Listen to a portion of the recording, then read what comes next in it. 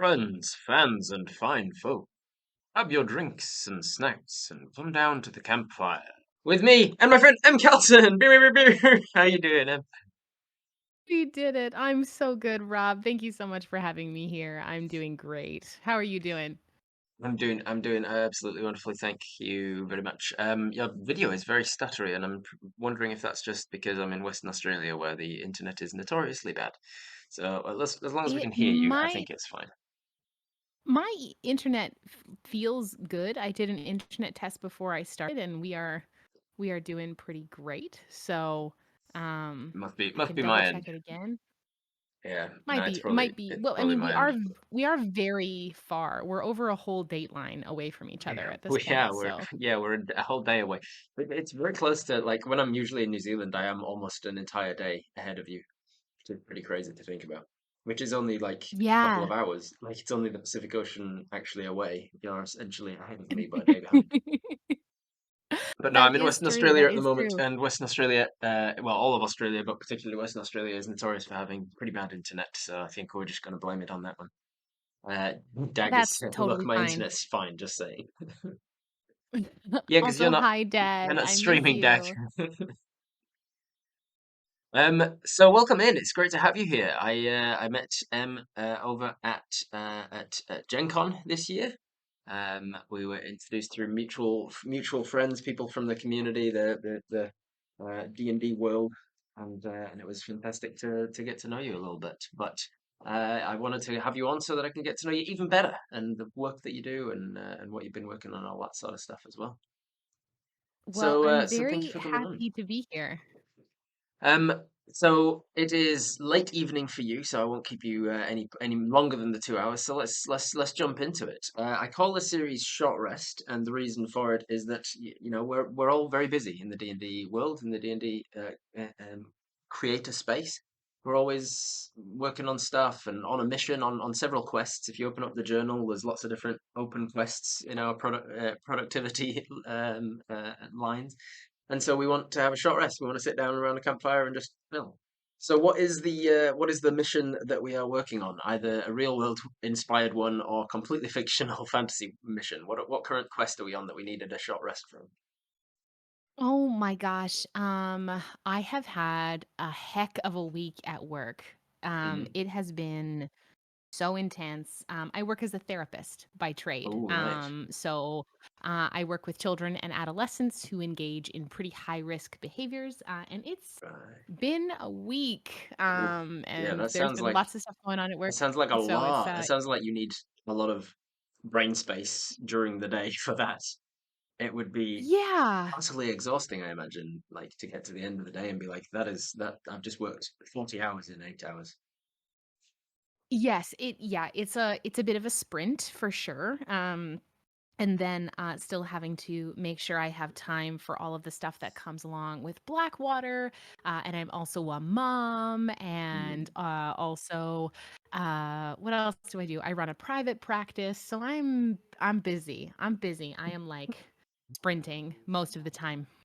Okay, okay. So the current quest, let's put this in fantasy terms. I think that I suddenly I don't know if it's because I'm playing too much Baldur's Gate, but like the idea of psychic energies and mind flayers came to mind, like a therapist adventurer having to be brought in to help somebody who's escaped from a mind flare colony or something. I don't know. So I think we've been on a quest to help a town out uh, with some of the people in the town having been influenced by psychic magics, and we're having to try and assist them with that maybe. And we just need a short rest. We need to sit down. What are we eating and drinking Just on this need short to rest? sit down. I am drinking this evening a blackberry peach organic cider that I picked up from a local apple fest that we have Ooh, here in very nice. Vancouver. The university near my house has a botanical gardens, and they brought all of the like. There's like 50 different types of apples that can be grown in BC, apparently, where I live. And they Jeez, made organic cider. So this is a I blackberry didn't peach know that cider, and many it is types of apple. absolutely delicious. Excellent. Mhm. It's very good. I just got my regular water, my as people would call it, garage water. When I used to stream from my garage, and it was just this gross jug that would sit in my garage for days on end, and I just keep filling my water from there, and people would be repulsed by my lack of swapping out this water. And then since I moved out of my garage, there's still this refer to it as garage water. Now sometimes they You refer know, to it as mortgage water or goblin water. some things never change, and if Hmm. if garage water is what stays, then that is sounds good to me. So, I like to start off short rests with talking about like the history and how you got into it and stuff, and usually through starting about the name. Like, so let's talk the name Blackwater D&D. What is there? Is there a story behind that? What do you know where the Blackwater name came from? I absolutely do. And so to really tell the story of Blackwater, I have to rewind probably 5 years from now. Ooh, So we were originally a group who played in my living room. We were a home game that started on New Year's Eve of 2017, 2018. And we liked it was like Tim, who's our DM. It was his first time ever DMing. It was supposed to be a one shot. And we liked it so much, we were like, can we make this into a campaign? So we started playing monthly because that was all we could do for our schedules. And then we loved it so much we started playing weekly. So fast forward, we are 72 sessions into a campaign, and then the pandemic hit. And that's when we started streaming. So we were right. like, well, what's the name of the channel that we're going to make completely on a whim? We truly were in a Zoom call and we pressed go live on the Zoom Oh call. We had wow. no infrastructure set up, no nothing. It was just, we were like, okay, 3 people are going to show up and maybe 2 of them are going to be like my dad and Tim's mom, and that'll be it. But by the end of our first stream, I think we had almost 30 people watching us play. It was On the wild first for our very stream, first stream. Yeah. So we were like, what do you attribute that to? Like, what was the draw point? Were you good at advertising it? oh Like, gosh, you just started all tweeting out, "Hey, we're live, come and watch us." Was it all your we friends in didn't the chat? tweet Was it. No, we didn't tweet at all. We had basically been like, we just pressed go live and people just came in. We got like a that's couple raids insane. on our first show. It was nuts.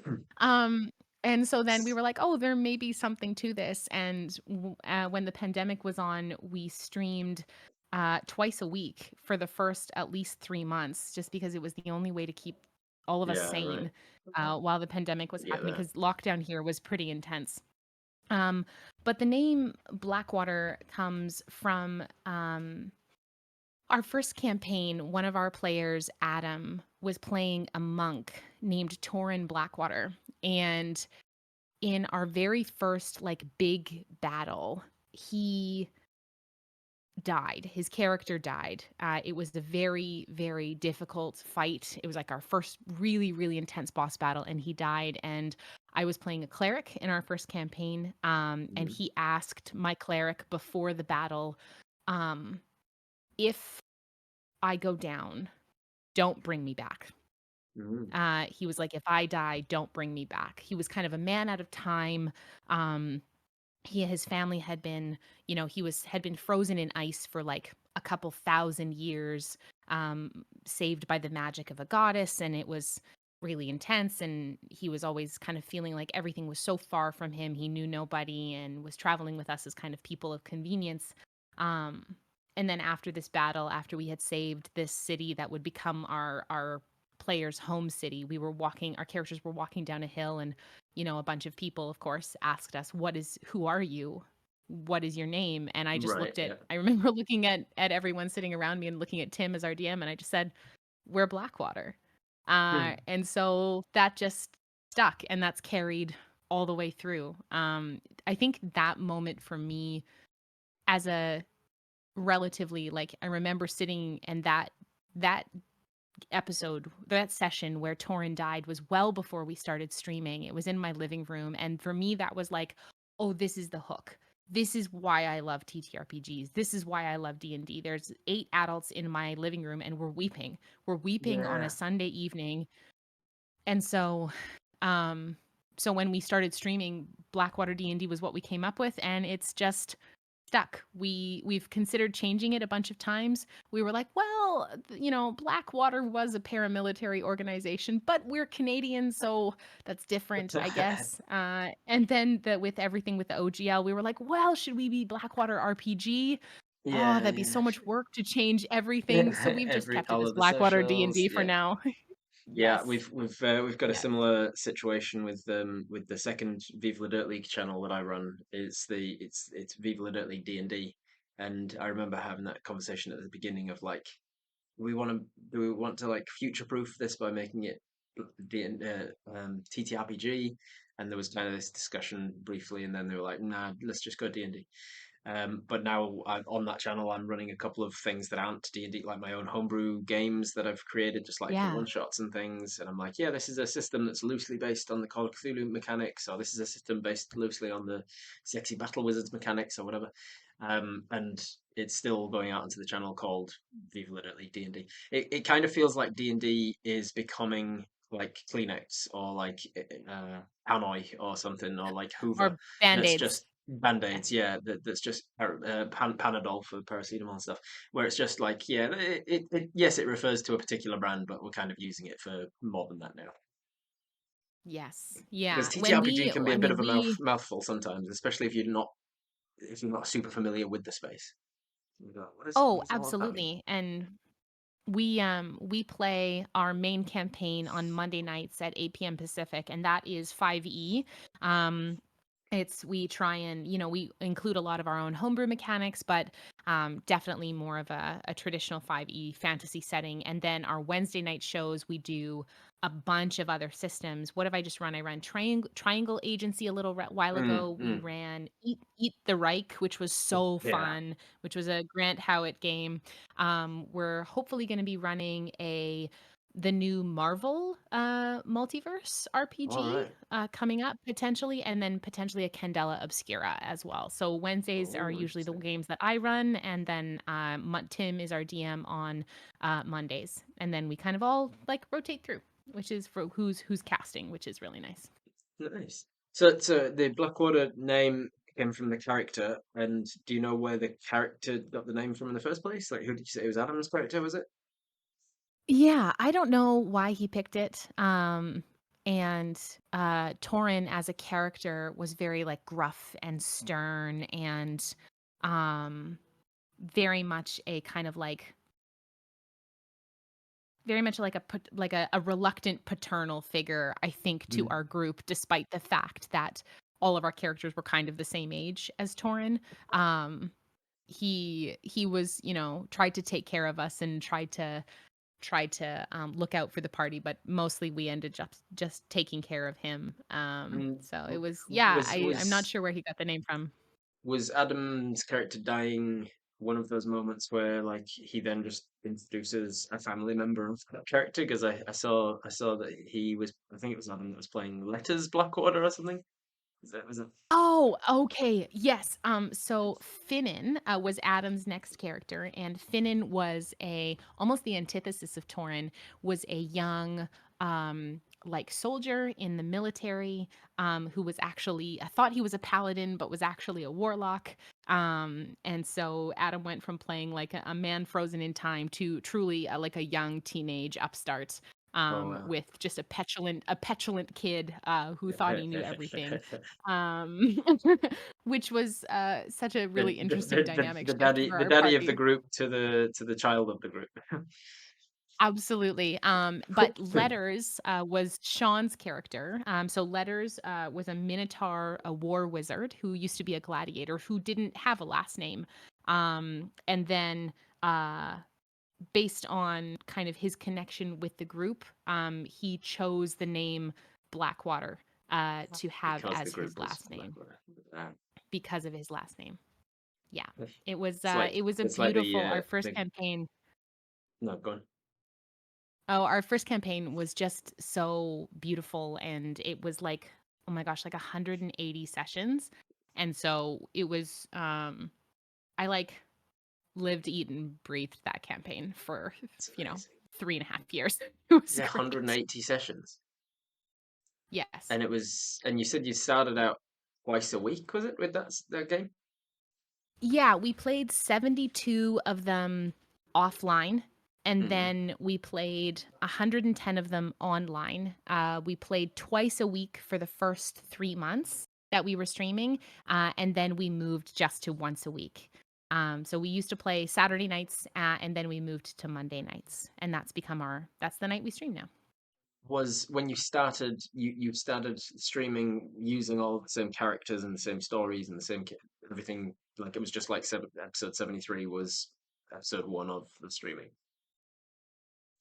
Yeah, it truly was. We like dove right in and it was just like, okay, these are who we are. This is who our characters are. Hmm. We're 72 episodes in. We So, plan on yeah, doing a so recap at some point. We're I was just gonna jumping say into it. that's the thing, like, because when people talk about actual play, and I've been thinking a lot about doing actual play on my channel and like content wise. I do like D&D adjacent stuff. I do run an actual play, but it's called Twitch Tales. It's an interactive game where I don't have Yes, players. I just you have the the chat. chat is the The audience. chat is the Yes. chat is the player, yeah. And so that's a campaign, but other than that, I don't have like a regular as people expect it kind of players around a table actual play. And one of the reasons I've been reluctant to do so is A, because of like quality. I would want to have like a studio like the Winter's Tale studio that I'm filming from now, Yeah. or like your studio, for instance.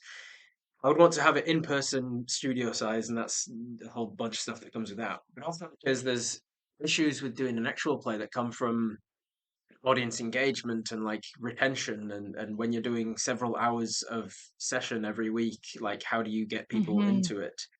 And that's bad enough when you have started it right from episode one and people can go back and binge through the entire thing. Yes. If you're jumping into it 73 episodes into a campaign with such established characters, you must have been playing for a year or so by that point. So like how do you then get the on-ramp of audience to actually like invest in the characters and understand what's going on in the story and all of this? Like was it a case of doing a series of summaries and recaps and things, or were you just like, hey, we'll be engaging enough that people will jump in halfway through and not care?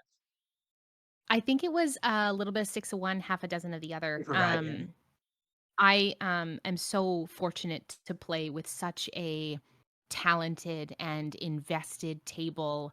Um, my table mates are just incredible, and like Tim is such an engaging and um, just what a talented storyteller he is. I am so enthralled by the way that he is Hmm. able to bring these and breathe life into these fantasy stories. And the gifts that he gives to us at the table, this like beautiful, wonderful sandbox to play in. Um, and so I think there was a lot of it that, people were like, who are these characters? I want to know more about them. Like, tell us Hmm. about them. And so about a month, maybe a month and a half into streaming, we started a talkback show called Chatwater, where it was myself and Sean, and one of our producers at the time, but now cast members, Yanis, who were not familiar with the early stages of the campaign because Sean joined the campaign late. He joined probably at session 40 Right. before we started streaming. Yeah. So he didn't know the early stages.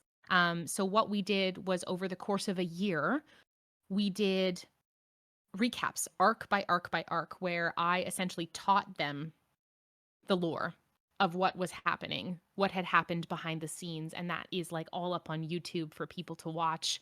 Right. It's a real because I am also the lore keeper for Blackwater, so I take really Okay. Right. meticulous notes. I Gotcha. watch and I started doing these after every session we did. I started doing voice recaps where Oh, I would interesting. send them to our party mates. I would basically walk everyone through the stuff that we did in the session and then send them to the party so that they could listen to them before we played the Right. next Yeah. session. Nice. Um, and so, yeah, our our table just, like, I I would think start you really with sucked inspiration people for in. that every day because I just there's so much value in it. There's so much value in it from the dungeon master's perspective when one of your players Oh, takes yeah. meticulous notes and you, especially when you're a DM for hire or whatever and you've got 1,000 different games running, like starting the next one and going, where were we? What were we doing? What was I planning? What was I setting up? What hints have I dropped that they haven't picked up on, and what hints have I dropped that they have? And like being able to go into like a shared Google Doc from one of your players and be like, okay, yeah, what are their notes? Oh, that's right, we were doing this and this and this. It's Yeah, so very useful. I can't tell you the number of times that Tim has looked over to me and be like, "What was this person's name?" Or, "Where did you go? And what did Yeah. you find there?" And I know I have, like, 4 meticulously kept, lore books that are in the house at any Wow. point, and I'll be like, "Oh, it's just over there. It's in session 55. Like, go check it out. There's page numbers adjacent in the table of contents." So, like, Oh my gosh. I You weren't lying when you said meticulous notes. That's Yes, I incredible. was not. Also, it made it very, very, we had a lot of opportunities in the early days to engage with our chat and our audience, Yeah. which was really nice. And we had a bunch of people who really just dove in, and really became who started to love the characters as much as we did, which was Mm. amazing to see. And it also helped that like we had art.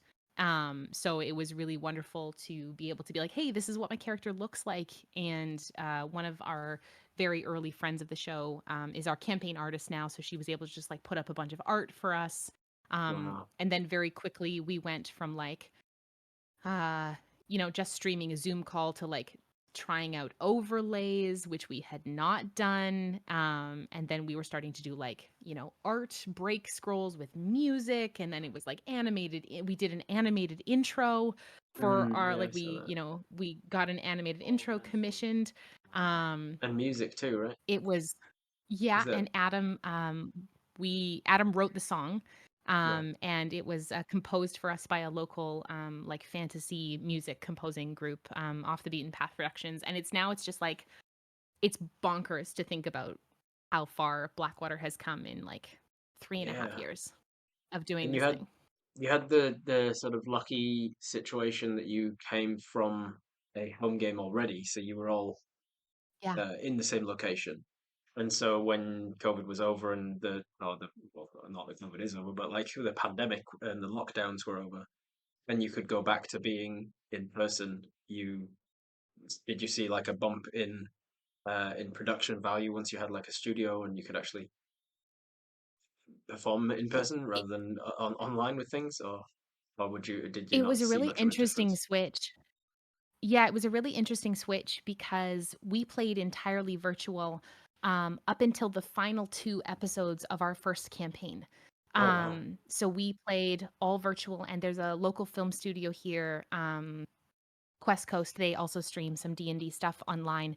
And we were friends with them, and we were like, "Hey, can we use your studio space for these last 2 sessions? Will you be willing to, like, can we work out something so that, we can film the last 2 sessions of our first campaign with like a ginorm can we send this campaign off with a giant bang?" Yeah, right. Um, and it was incredible. They built us like this is like a full film studio. They built us like some terrain. Like it was sitting around the table with my best friends playing characters we loved and being able to send them off in the best possible way. Like do the Mm. big ultimate like the BBEG fight to end all Yeah, yeah, yeah. BBEG fights. We were level 20 Wow. and sending a full campaign off. And then once we finished that campaign, we were like, I never want to go back. I don't want to play virtually anymore. So we worked out an Yeah, agreement. And so now we play in person for main campaign all the time. And I don't think I ever want to go back to playing virtually it's for just that like game at least. it can work, but it's just not it's just not the same. It's just not the preference. Like it's feel like I've never been into coffee or wine or anything like that, but I feel with D&D in person, like you hear coffee connoisseurs talking about like the difference between instant coffee and like a proper roast that you've done at home or get a proper brew. Like it feels like yeah, it's still coffee, but it's not the best. And it's the same with D&D, like online. I'm like, yeah, it's D&D, but it's not in-person D&D. It's not as good as Yes. you can get when you've got like an entire person's body language to be watching and playing off of. You've got you've got scene mates essentially. You're acting in the space with other people. You can read each other. You can play off each other, and most importantly, you can have side conversations that don't have to be the same volume and same like the microphone isn't picking up on every single person's little conversation. And one of the things I love about in-person D&D is that the dungeon master can allow the party to split because the rogue's gone off to scout or something, and they can turn to the scout and have this like what they're seeing, and the rest of the party can still just be like role playing what they're doing off to the side. Necessarily, they could be and different for streaming, obviously, because you still need to not split the audience's attention so much. There's a production quality that will Yeah. that's not usually at like a regular D&D table. But if we're talking just like home game stuff, I love that people can have in character conversations that I'm not necessarily privy to as the dungeon master because I'm talking to one of the other players, and then we can come back to them and be like, right, let's check in with what everybody else has been doing. What are you guys talking about Hmm. over here? They're like, oh, we're having an in-depth, in-character conversation about that orc that we just killed and whether it was right to kill them just on the account of being an orc. Yes. It's like I remember there was an episode that we had where my character's husband at the time was making the decision to like not be an adventurer anymore. And this was in Mm, campaign 1 and to stay home with their children while, my cleric went out to like truly mm, go save the world. And Tim was the playing the NPC who was my character's husband at the time, and we streamed when we were streaming in the same room. So I was, here I'm at his desk right now. So I was streaming here, but then I used to sit on the couch, which is like just over that way. right. Um, and there was a moment where he came and sat next to me on the couch, and the rest of our party just kind of watched him and I do this scene Yeah, right yeah, sitting next to each other. And, like, we turned back and, like, the rest of the party was in tears. yeah, And it was like it was for me, it was one of those first things that it was like, "Oh, shit. That's yeah. amazing." And that's what I want all the time. It astounded me to learn that you didn't do that until the last couple of episodes of campaign one. I would have expected that to have come because it was twice a week for a while, but then went once a week. You said you did like 110 episodes, so that's like what 2 years that you were doing it online for that first campaign, just Yeah, done. I wish we could have started playing in person sooner, but we didn't have a studio space. We didn't have we thought about, like, what would it need to take to, like, set up my living room for somebody's Yeah. house for this, and it was just so much. Like, I have 2 kids, and nobody else's house was available, and there was, like, a whole bunch of, like, infrastructure that needed to change. We also wanted to work with people's schedules, so virtual was the way to go. And then I think we because we finished those our last 2 episodes of campaign 1 in person, and then, we took a break for that was at the middle of September, and then we took a break for 2.5 months to work out a bunch of stuff so that we could make in person happen, Yeah. and then did, and we never looked back. Nice. And so our virtual campaigns are now mostly our like Wednesday night ones, and our interim campaign was we did an 8 episode arc between campaign 1 and campaign 2 that Adam GM'd in a completely different universe, Mm, with brand new characters, which was super fun. But now I think as much as we can, our main campaign in perpetuity will be in person. There's nothing right. like it.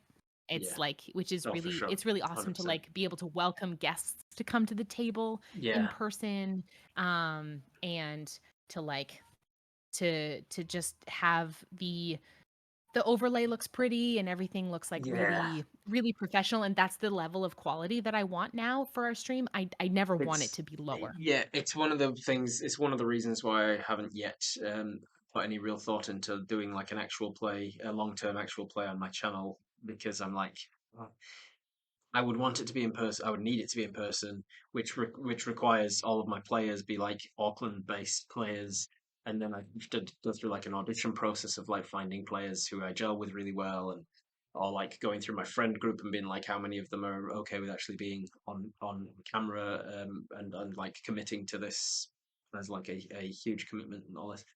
So one day maybe, but at the moment I'm fine with it just being like D&D supplemental stuff, adjacent things, and eventually maybe Totally. I'll set something up.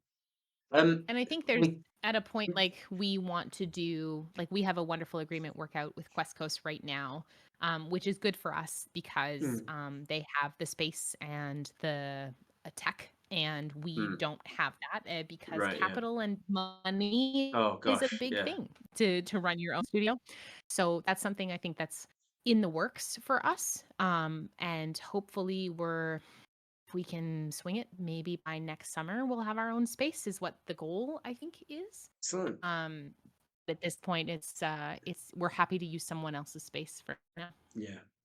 Yeah, having your own space is a huge deal as well. Like, especially if I was to try and do something in Auckland, where Auckland real estate is through the roof. It's one of the most expensive places in the world for buying places. Oh my god. Like, Tell me about Vancouver. It's yeah, just the same. Vancouver It's as the well. I've same. heard is the same. Yeah, very one of the most expensive cities in the world to actually buy real estate or even just to rent it and stuff. So we've Yeah. kind of touched on it a little bit, but let's talk more about like the transition between a home game and a production, because there is Oh yeah. differences. A lot of people make the mistake of going, "Oh, our home game is so much fun, and people and we enjoy it so much, therefore other people are going to want to tune in and watch it," and then they try and just stream that without any changes and get no Mhm. viewers. You seem like a that you made that same what I would call a mistake, and then were lucky enough to be like, holy shit, you've got a viewership for it anyway. Like just to start streaming a Zoom call of your home game without any sort of overlays or anything is astounding that suddenly you had an audience for it. At what point after starting it that way did you start to think like, what are the differences needed when we are thinking about this game as a production for an audience rather than just an audience of ourselves around the table? That's such a good question. We were fortunate enough to have our table is in almost entirely professional performers or professional performers adjacent. Yeah. So like Tim, who's my partner and our DM, is a actor, writer, director, comedian, improviser. Like Tim's been Mm, teaching improv for 15 years. right. Sean is a professional actor.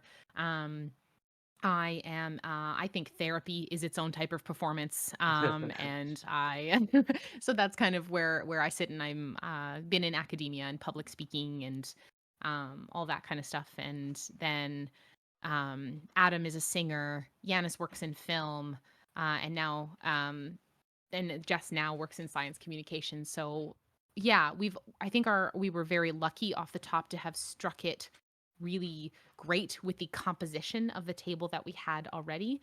Um, and then I think there was enough of us in the group who really wanted to or thought that like, hey, maybe this is something. Maybe this is something that we can make happen in some capacity. Will it ever, be ginormous? Like, no, because the TTRPG space is not set up for that, and nor does it Mm, need to be ginormous. But this could be something that we wanted to.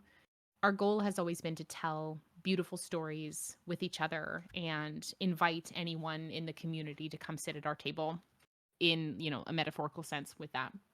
Um, we I maybe this is just me, but the second I was like, "Oh, this is a project." I was like, "This is a project that I can sink my teeth into." I have been described as someone who doesn't half-ass anything and mm, whole-asses mm, everything. So, I the second it was like, "We're gonna run Blackwater like a stream," and, there was at some point where we really made the transition between, like, we're just a stream to, like, we're a stream and a business mm, now, um, and that for me was just like, "And we go." Like, it was mm, meant that it was just, like, making all these connections and trying to get our name out in the space and do awesome projects and meet people. yeah. But it definitely didn't start like that. It mostly just started as like a hey, let's put this online because we're going to be playing anyway, and then maybe some other people will love this too. Because Mm, we'd been jonesing with the idea of doing a podcast for a really long right, time, and right. we thought about like how do we spec out my living room and turn it into a podcast space to record. But then with the pandemic hitting and the, technology infrastructure that we had in place, it was much easier. Like there's a session 0. It was actually just session 71. That is just in audio format on our YouTube, which is, the precursor session. It was the very first session that we played online, and we joked in it, what if we streamed this? Mm, Um, and then truly the next session we were like, let's do it. Why not? right. Yeah. Interesting. And so and now here we are. Now we're Yeah. in, I don't know, the top 50 D&D channels on Twitch, which is bonkers to Yeah, me. crazy, Like, crazy. so Yeah, it's yeah. amazing. Yeah. Yeah, it's amazing stuff. So, what level of growth did you see over that time? Like, what did you see? Like, you made a conscious switch in your mind to make it more of a project you can get your teeth into, actually making it into a production and have some production value. And did Yeah. that coincide with an audience retention or viewer Mhm. increase and that sort of stuff? Yeah, it did. We kind of made that switch, I would say, winter of 2021 was when we really, really made that switch. We went through some casting changes, and finally sat down and got a cast that was like really, really invested and really, really ready to Mm. be there and Mm. um, ready to kind of dive in both to the story as well as the kind of like how do we make this a veritable like streaming thing. Like there's the business of being in the TTRPG industry, and then there's just the like you're a TTRPG streamer. I think they're two different things that Yes, often right. tend to like intermingle. So we did a stream drive in fall of 2021 where we streamed, I think, almost consecutively for 156 hours. um, we weren't like live for all of it. Some of it was pre-recorded content, but we streamed TTRPG content for 156 hours. Holy shit. Um, we raised a bunch of money we raised money to make an animated intro. We raised money to bring one of our cast members who lives in LA up here for a trip. Wow. We raised money to improve our mics and our cameras Yeah, right. and to, improve all that infrastructure. We raised money for more art. I think we ended up raising something like Teeny probably remembers. I think Teeny's in the chat right now, but Teeny's our community manager, and I think we raised something like $6,300 Canadian um, in a week, which Yeah. was wild. And for that, for me, was like, okay, people enjoy this and people want more of this. Mhm. Um, so that was for me when the switch was, and that was like, and now we go. So that for Yeah, me is right. when I've been like I would say job wise, I spend probably about 35 to 40 hours a week on Blackwater in some capacity. Wow. Whether that's Full-time job. whether that's yeah, it's a full-time job I don't get paid for. Yeah. Yeah. So whether that's actually streaming, or recording other content, or doing administrative work, or social media, or making assets, or business emails, liaising, having meetings, I spend a lot of time Like on this stream, it's and I okay love though, it. right? Because like therapy's a full-time job and D&D's a full-time job, but I hear mothering is just like being a mother's just like casual, right? I can That's not absolutely dial also that in for it's not sure. Yeah, also no, a it's not a full-time full-time job. gig at all. No, no, You no. can you can you Um, can you can arrange cover for that. yeah, we started streaming when my daughter was we started streaming on like just before like 2 days before her second birthday, and she's now 5.5. Um, She's and independent. She can look after herself. yeah, totally can. She's fully self-sufficient. And then I had a little one while we've been streaming. So I have 2 kids. My son is 2.5, and Tim and I took a 3-month hiatus of our main campaign in campaign 1, and the rest of the cast ran a side canon, like in canon, in the same universe side campaign for Some 3.5 to 4 months, and then we came back. it's So it incredible to me that you were like 3 month maternity leave's fine. Like three yeah, month. yeah, I but for me it was like I'm not playing TTRPGs during that point, and for me TTRPGs have always been my safe place. That's been the Yeah, place right. that I can go to I get turn that. off my brain. I could Yeah, have like the worst week in the world at work, but the yeah, second I get to the table, it's all okay. yeah. I get Because I that. don't have to be M for a while. I get to be neppy, or I get to be shy, or I get to be, any of the other wonderful characters that I Yeah. have played and spent time with. It's my safe place for sure. Was there a change? So there was obviously different production quality elements come in with better mics and setup and whatever overlays, animated intros and stuff. Was there a change that you noticed or had a conversation with Tim about in regards to the actual content of what you were doing in the game to better fit into like a consumable time frame or to like to railroad you guys through like more interesting plot points, cut down on shopping trip episodes, any of that sort of changes as well once it became a production? No, it was Not just at all. No, play it as you play it. I think there have been many conversations about how we as players and as a table as a whole have adapted our play for the actual play space. We work with a dramaturge to ensure that our play is really like elevated up to the quality that we know it can hit.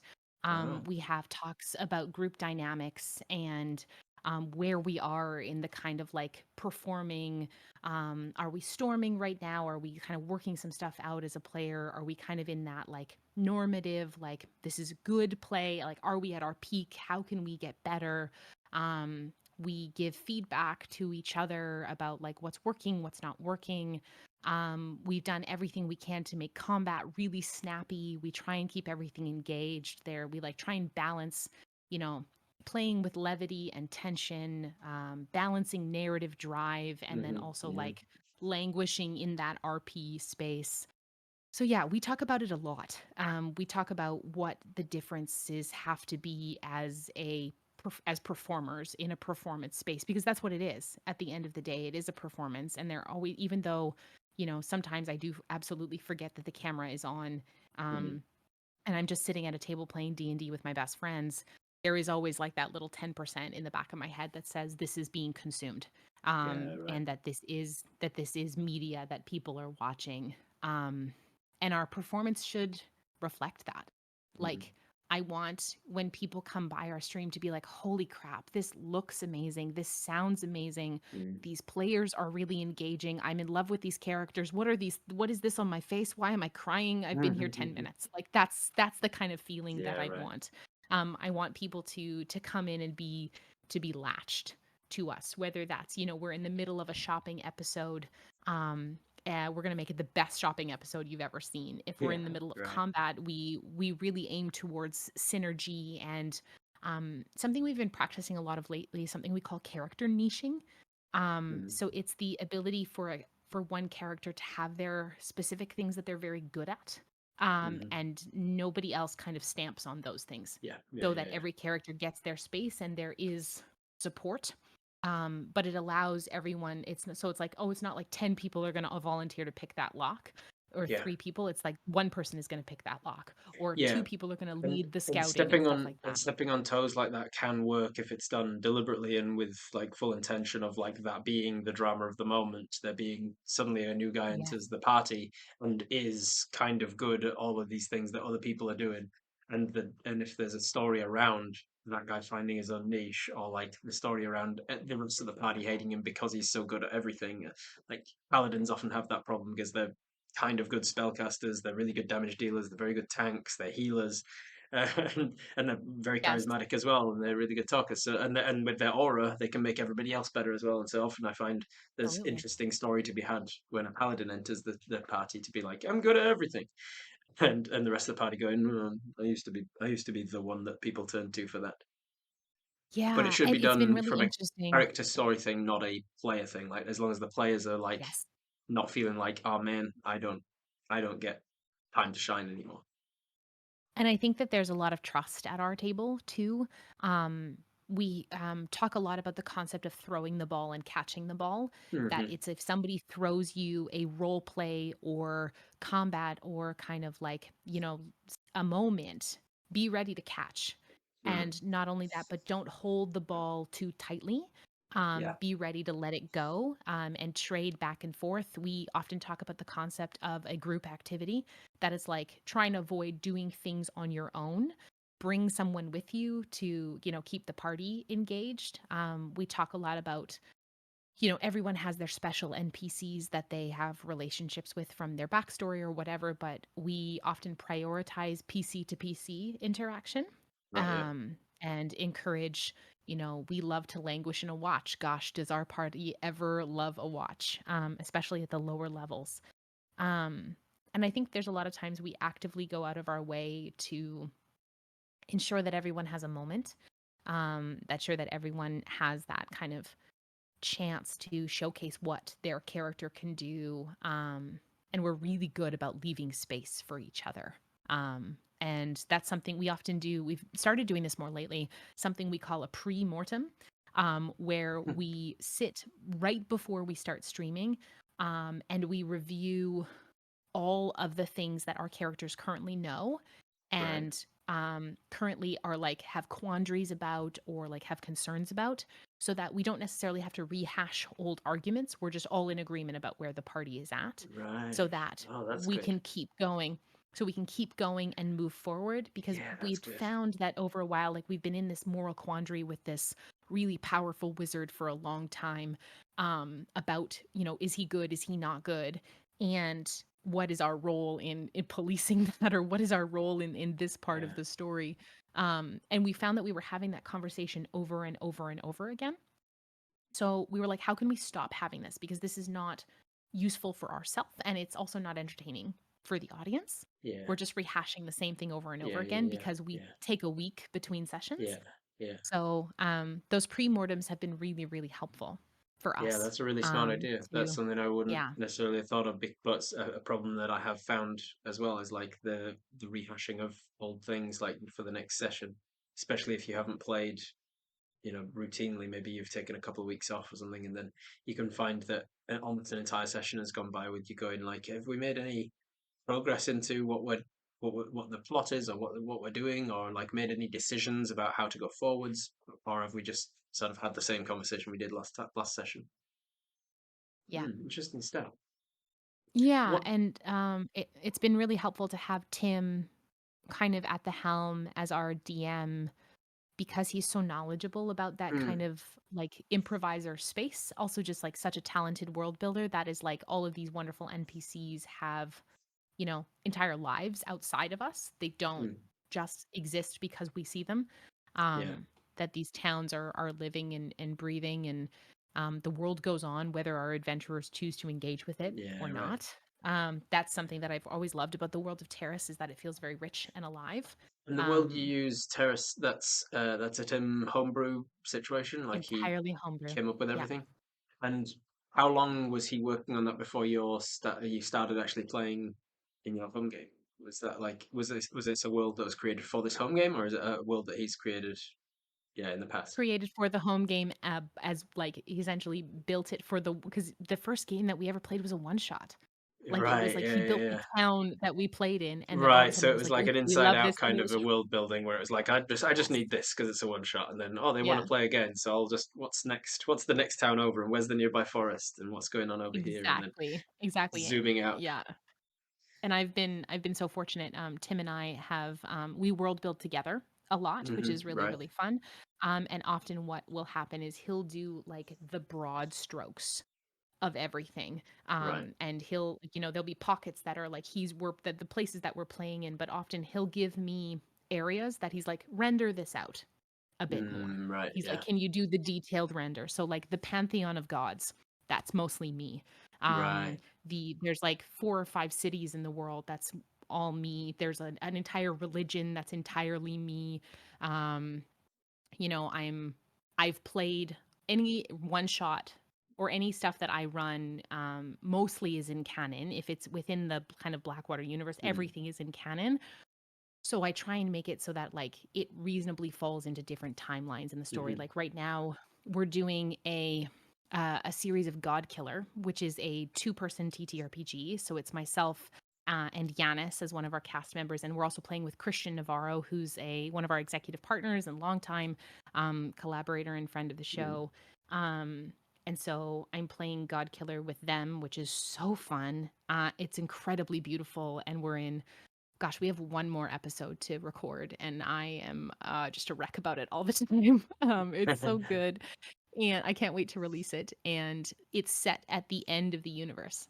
It is set Oh at the wow. end of the Blackwater Legit. universe. Jesus. So I was like, "Tim, okay, I'm setting this at the very end of the universe. The universe is collapsing on itself. What can I touch? What can I not touch?"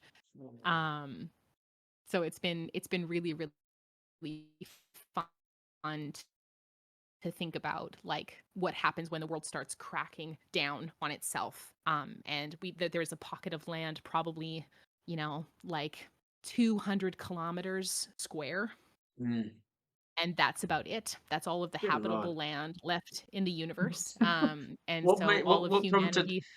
prompted that as like the setting for this? Well, God Killer is an incredible TTRPG. It was created by Connie Chung, who runs Transplanar RPG, and it is exactly what it is. So the GM plays God, all of the gods, and the PC is a God Killer. They are the only mortal who is able to kill gods. Right. And you tell the story of this person who's at some point going to just go and kill a bunch of gods. Mm. And so in our story, the gods have been killing each other for a long time, and the universe is fated to come to an end. And it turns out that, well, I can't spoil too much of it. Our No. god killer has a very big role to play in that. Right. Um, and whether there's gods who want the universe to end or gods who don't want the universe to end, this is like a story of our god killer having to, like, how do you deal with the burden of a destiny that you don't want? How do you deal with the shackles of a fate that you didn't ask for? Mm. Um, and how do they manage this impossible task when truly, I think all that both of them want to do is just spend time with the people they love. Um, Jeez. so it's a heart Nice wrenching story. light-hearted, nice light-hearted romp. Just a fun little, Yes, fun little escapism. Christian and Yanis have both made me cry, through Wow. this, and I think I've both made, them cry. It's been beautiful to play, and it's also been very cool to play in canon. That is Mm. like, I know that at the end of this iteration of the universe, this is what happens. And, Yeah. whether we'll see whether the universe begins again or not. I don't know. We'll see what they do next session and whether they accomplish their task or not. Yeah. Yeah. Um, but it's going to be an 11 episode arc, or 10 episode arc, and I'm hoping to premiere it late November. So I'm very, very excited about it. So Mm. if you folks out there want to, have your heart broken a little bit, and hear me, and two incredibly talented players, have a good sad time, this is going to be the podcast for you. It'll be What very, was very the good. choice to just have the two players? Like, what was Well, the God decision Killer there? is a duet. It's a Oh, it's duet. designed that So, way. Right. yes. So generally the game is designed with one player and one God Killer. Mm. But of course I can't do anything normally. So I had to do I made it so the essentially the Christian and Yanis play one God Killer. They are two halves of the Two same halves of one soul. guy. Yeah, I gotcha. Yes. So, how I did some amazing world building with our chat, and our audience, and have been working with our Patreon members to kind of build out and flesh out the universe a bit. Um, but how the arcs work. So there's 3 arcs, and there are 3 episodes in each. And the first 2 episodes I play one-on-one. So I play like one episode with Yanis, and then I play Okay, the right. exact same episode with Christian. Oh, So wow, I run interesting. them through the same arc to see what they do differently. Yeah, And okay. then they meet, and that's the only opportunity they have to share information with each other. And then both of their actions Mhm. impact what goes forward. Yeah. That's interesting. So it's been super fun. Oh, wow, that's a really fun idea. But yeah, And it's you're been hoping cool this to, will like. hit in November?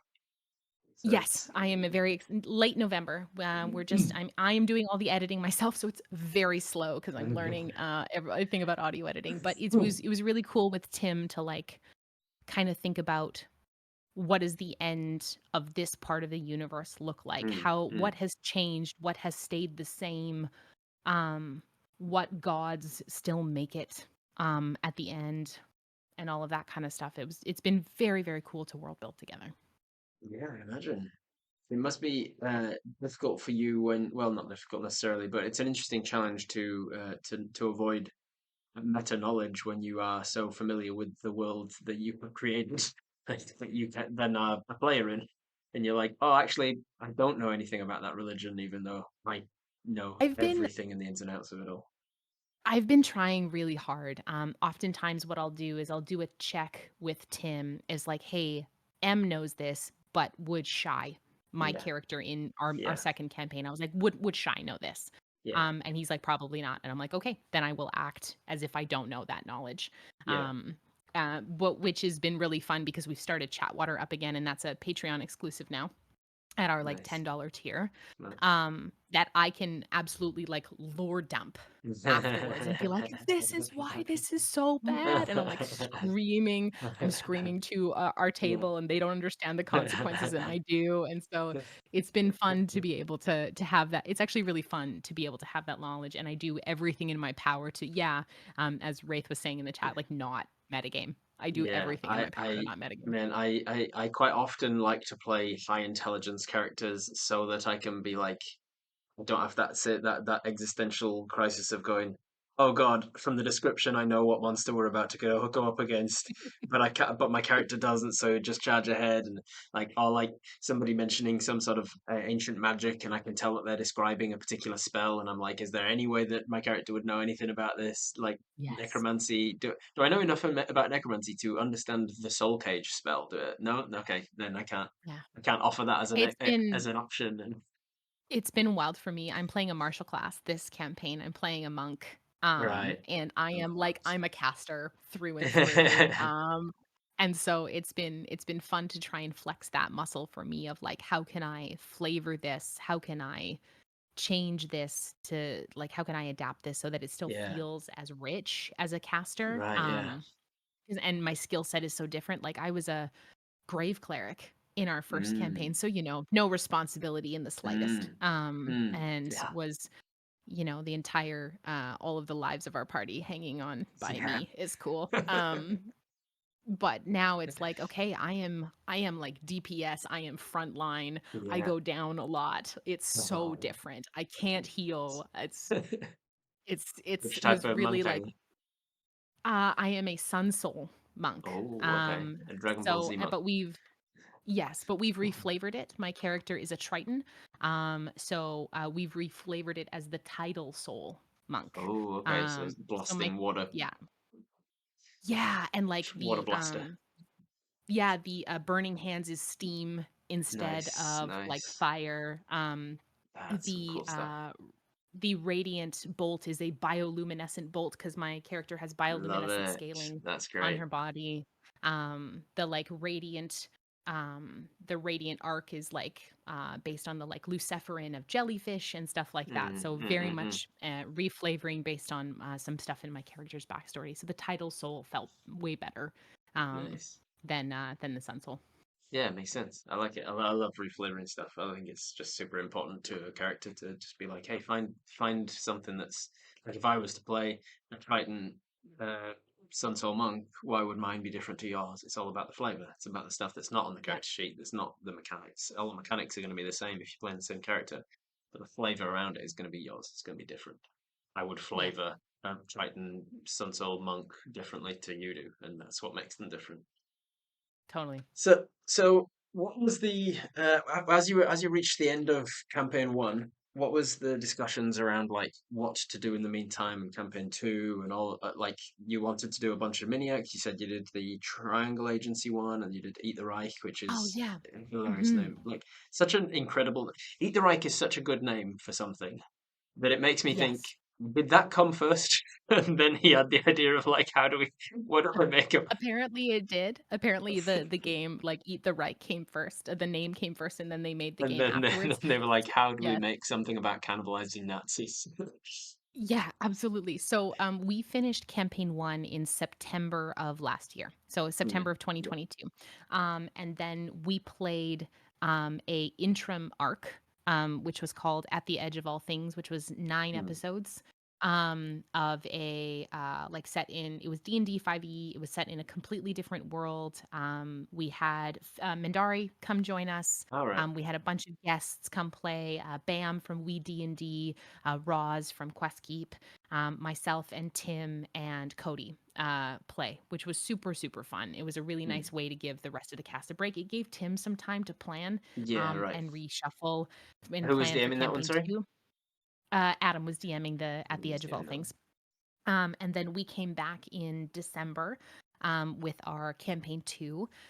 And then while we've been running campaign 2, that's when we've been doing all of the like other mini arcs. So like Triangle Agency we ran in July, I want to say. We ran Eat the Reich last month, so in Mm, September.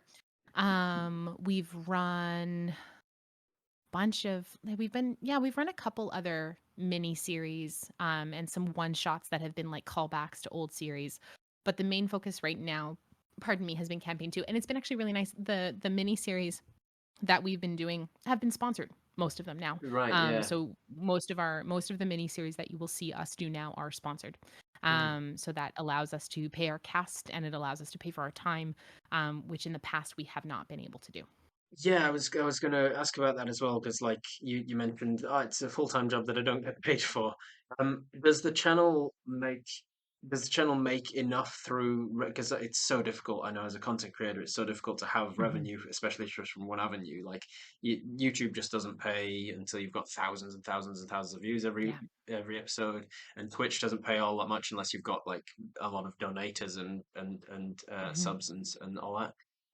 Patreon doesn't pay that much unless you've got lots of Patreon. But like all of them combined, you can usually try and eke out a bit of a living Cobble something together, yes. because I'm a solo creator and I don't have an actual play with a bunch of people at my table. I don't have to divide my income into 7 different pieces, and so I can actually just about eke out enough to pay my mortgage and stuff on D&D content creation. But for Blackwater, having all of these collaborators that you work with, all these actors and cast and stuff, it Yeah. must be very difficult to a difficult decision around like, hey, any income that comes in has to go to the running costs of the actual channel until we reach certain thresholds that we can actually start paying. That is absolutely correct, and that's kind of what we do. Everyone banks their time and tracks their hours of what they're Mm, putting in. Everyone has delegated jobs of what they do, and all of the money that we make goes back into making the stream better. If yeah, we have guests come on, those guests are paid always now, right, which is really nice. yeah, If it's a sponsored thing, it's paid. right. It might That's not be good. a lot, but it's something. Yeah, it's Um, and then we were with our, funds, we were actually able to, like all the sponsorship money that we've had coming in, we were able to cover hotel costs for us for PAX. Like we right. only had to pay for our flights, which was really Excellent, nice. We were able to cover like 50% of my flight costs to Gen Con. excellent. We covered like we bought like traveling mics that we can use to film content like Uh-huh. while we're out and Looking about, into that looking are into like, doing that myself at some yes, point at PAX Australia just gone. I was talking with a fella from the community who's big into audio stuff, and he was explaining a whole bunch of ways that I can get better audio when I'm traveling and things, so that I don't have to rely we on taking my own home mic everywhere I go. mhm. Yeah, we just Yanis Helms our TikTok and makes a lot of our content, and so he's also in film and knows all about that kind of stuff. So we've bought those, which we were able to pay for. We pay for all of our art out of party funds. We pay for sensitivity consultation out of party funds. We pay Yeah, for dramaturge consultation out of party funds. Um, so yeah, it's really nice to be able to not. I mean, of course, we're paying out of pocket for a lot of stuff, yeah, yeah. A lot of it but with is. the impetus that that the party funds will always pay us back. We have a Yeah. bank account now. We're a licensed like corporation at the Ah, moment, right, so nice. we incorporated.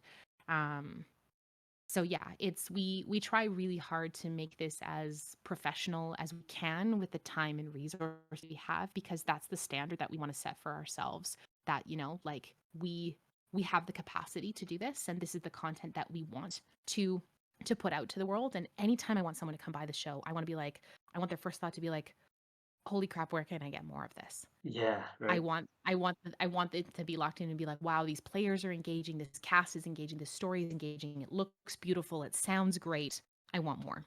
So to do that, you need a certain level of quality. Yeah. And On that topic, like, have you ever had to battle with like the saturation of the market of actual plays and all of the like? yeah, Is there still a niche for more D&D content and more actual plays? And how do you find a niche within that when people are expecting Critical Role yeah. and Dimension 20?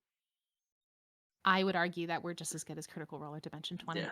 Yeah. So like maybe that's my own ego talking, but No, it's that it's I think like, it's appropriate. Like, and I think even and the thing here's the thing. I think that anyone working on Critical Role and Dimension 20 would agree with you. Like that they like historically they talk about how there's nothing yeah, special about them other than the fact that they were the first that they were like one of the first to do yeah, it, and they're early adopters, and they had the production budget. yeah, They had the means to make it a good enough production value that people started to join on. And then it's kind of like totally. at some point, any kind of art and it is a top type of art, what we do. But any type of art eventually gets to a point where it's famous for being famous. Like the Mona Lisa Yep. isn't a better painting than a million other paintings in the world, but it's more Yeah, famous than them because absolutely. it's famous, and that's it. And like, and it's the And same with Critical Role Dimension 20 and at the Adventure Zone and stuff. It's just that they were early adopters. They started.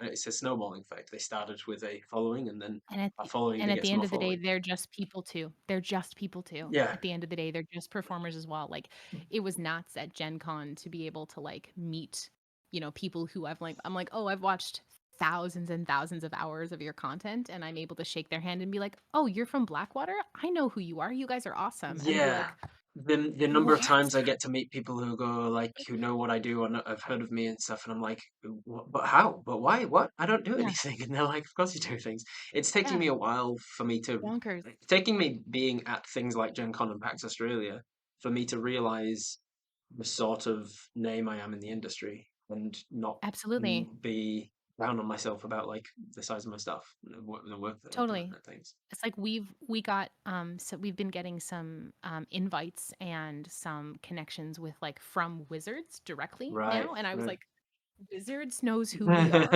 Pardon me.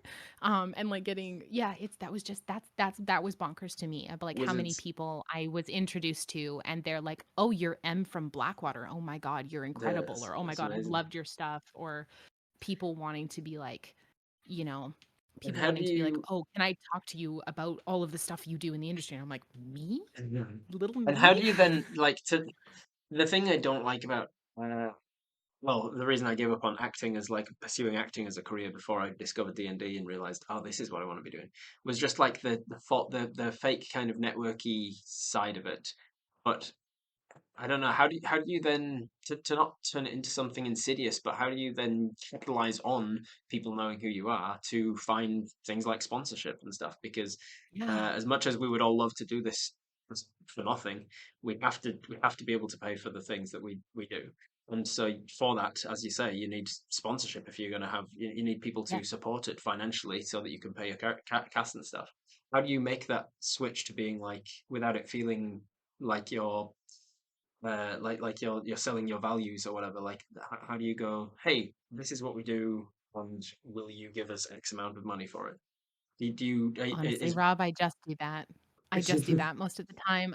I think something I've always been very confident in, is how quality our stuff is. yeah, And like that's never been something I've ever doubted. So it's often very easy for me to be like, please let me tell you why we're awesome. Here's a giant list of streams that you should go check out to be like, hey, this is great. And I'm a really tenacious kind of person and very willing to work with whatever budget or as long as within reason, like stipulations or things that they yeah, right, require. I really love saying yes, and I love being like, "Hey, let's do this." Like Eat the Reich. I pursued them. I was like, "I right, love this game. Do you want an actual play of it? Here's what it will right, cost to do an right, actual play of it." And they're like, "Yeah, okay, great. right. What do you need from us?" I was like, "Assets and this, and this," and they were like, "Done, awesome." And so I was able to throw together an actual play in a month or 3 weeks, I think. How do you But find how do you yeah. find within yourself like what to charge, like what your worth is that people will pick you up on? Is there like just you have experience with that sort of stuff? Have you worked with corporations before in like a sponsorship level, so you know roughly what people are? You know, a It's a bit of rule of thumb, it's a bit of both. We also are we have an agent who right? is within the TTRPG space, and so we work with him to navigate like some brand negotiations. There's a bunch that I pursue myself, and then if I Mm, need extra hands negotiation, he'll give me a hand with that for a nominal fee and all mm, that kind of stuff. But there's also a lot of stuff that he brings to us that is like, hey, this is a sponsorship that would like to work with you. Would you like to work with them? This is what, we have um, rates based on a kind of our size is what we can offer, and that I've seen have been comparable over groups of the same size in the industry. Um, and I think a lot of my times is like, you know what, if a brand, I had a meeting with one of those like kind of mobile games that was like it's like a microtransaction or in-app mobile games that was like, hey, we want to sponsor you. I was like, cool, this is our set rate. They're like, yeah, this and this, I don't think you're worth that much. I was like, okay, if you don't think we're worth that much, you can go find someone else. Like yeah, that's I'm super comfortable saying no to yeah, someone right. who's not at this level. The stuff that we're charging, does it totally cover what our costs are? No, but it's what we Mm, can reasonably ask for based on yeah, our size and based on our reach. And if organizations or corporations or businesses don't want to pay that, I'm sure there is someone else out there who would be a good fit for them, but it's just not us. right. Yeah, that Um, makes sense. so I think a lot of it is maybe like a doubling down on my confidence about like, I know what we're worth and I'm comfortable Mm, asking for that. yeah, nice. Yeah, Yeah. it's important to get to that level, I suppose, of like not being arrogant or delusional about what your worth is, but also not being self-deprecative, or like Yeah. having the imposter syndrome that's telling you that you're not worth that sort of stuff, and like finding the reality, having a reality check. And I suppose that Totally. takes a lot of time, takes a lot of experience and knowledge of the industry and the market and stuff to be like, yeah, this is our reach and this is our worth. I try and keep myself really abreast of what is going on in the industry. So if I'm introduced to someone, I'll immediately have something to talk with them about. Right, right, right. I try and That keep is myself so really, difficult really though. plugged in. It's Like I so just hard. it's so time consuming, like to Yeah. be both creating yourself and to also be aware of everything that everybody else is doing. I was saying before we started, like this is kind of the impetus for short rest, like in the first place. My instinct for taking on this time every week that I can chat for 2 hours with somebody from the industry is just so that I can keep up with what they're doing and like be like, Yeah. what is it that you do? Because I don't have the time. Like there's literally not enough hours in the week to consume everybody's actual play all of the time. So I can be Yeah. like, let's try and keep abreast of what they're doing by like on Instagram and short and YouTube shorts and things like that. Just so I've got a feeling for what they're doing. But to consume Totally. everything I that try everybody's and doing is there's just not enough time. Yeah. It's so much. I try and keep abreast of what is going on like Twitter or Threads or Mm, Instagram, of like, okay, this person's putting on this show. This is some new games that are coming out. These are some Kickstarters that I should be aware of. Oh, this is a new Kickstarter that looks cool. Maybe I should reach out to them and see if they want to do right. an Yeah. actual play. So it's a lot of it is just like really constant Yeah. engagement with the TTRPG space as a whole, and I have taken it kind of upon myself to I have no problem like cold calling people, cold emailing people. I'll walk up to someone and I will introduce myself and I will say who I am and what Right. we do. Gen Con was a lot of that with like I think I I took like a box of business cards and I think I came home with only a quarter. I think there was like 150 business cards in there and I think I came home with maybe a quarter of them. Wow. I was just like network all the time. And ended up meeting just some fantastic people and I think Mm, I'm trying to think about it. Maybe 6 or 7 sponsorships have come down the pipe from Gen wow. Con. So it was very fruitful and got to meet some like incredible creators and meet people that I knew online in person, get to know some wonderful folks and like sitting down with like titans of this industry being like, how am I a part of this conversation? Who Mm, am I mm, sitting mm. here with these Yeah, wonderful people? Yeah, it was really cool. Gen Con was a bit of a mind fuck about that. yeah, About like a I don't often get imposter syndrome. I think grad school beat that out of me. yeah. Like grad school was like, you can't have imposter syndrome because you're going to be doing um, therapy with people who will constantly be questioning your Right. Yes. credentials Right. all the time. So Yeah. you cannot question your own credentials. Right. Yeah. Oh, that's Um, an interesting point. so yeah, and it's really been really cool actually with therapy to be able to marry my love of TTRPGs and my love of therapy. So I'm a level 3 game to grow practitioner, so I can use TTRPGs as Right. therapeutic tools, which is really fun. I Yeah. speak on Awesome. that at a lot of cons. I do sensitivity reading and consulting about Mm, TTRPGs with inclusions of mental health. Um, got a couple projects in the works under NDA, so that's really cool. mm, Um, but yeah, it's been really really nice to be able to bring that side of it and also be an advocate for mental health in the space and an advocate for like safety tools, and an advocate for like how do we as performers provide different degrees of safety at the table for folks right. around Yeah. different topics. How can we have safe inclusion of mental health? And um, I work with I'll just say it out loud. I work with suicide primarily in my Right. practice. That's what I do. I'm a suicide Right. prevention therapist. So some of my specialties are talking about grief and death and loss. Right. So I'm Yeah. super passionate about how we approach those things in TTRPGs. Yeah. Right. How do we? I was so honored to be invited on. I was on Three Black Halflings, their Oh, nice. podcast a while back, talking about how we deal with death in Right. TTRPGs, which was like super, super great. I love Jeremy and Jasper. They're awesome. Um, but yeah, that's been really, really cool to bring in and be able to Yeah. speak about It's an and interesting smash one, together isn't those it? parts Because of my career. I try to marry that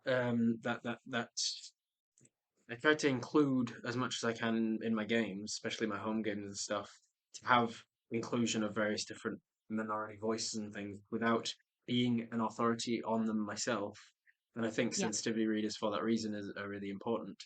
But like I'll have like an NPC table, for instance, that I roll on to make sure that I'm including things at the rate I want to be including them. So like I'll usually generate an NPC unless they have to be a particular race, sex, gender, age, whatever for any reason. I'll just randomize all of those hmm, things, and I will have the sexuality and the race and the gender and everything on the table, so that I'm absolutely. Love reminding that. myself that you need to have inclusion of these different folk.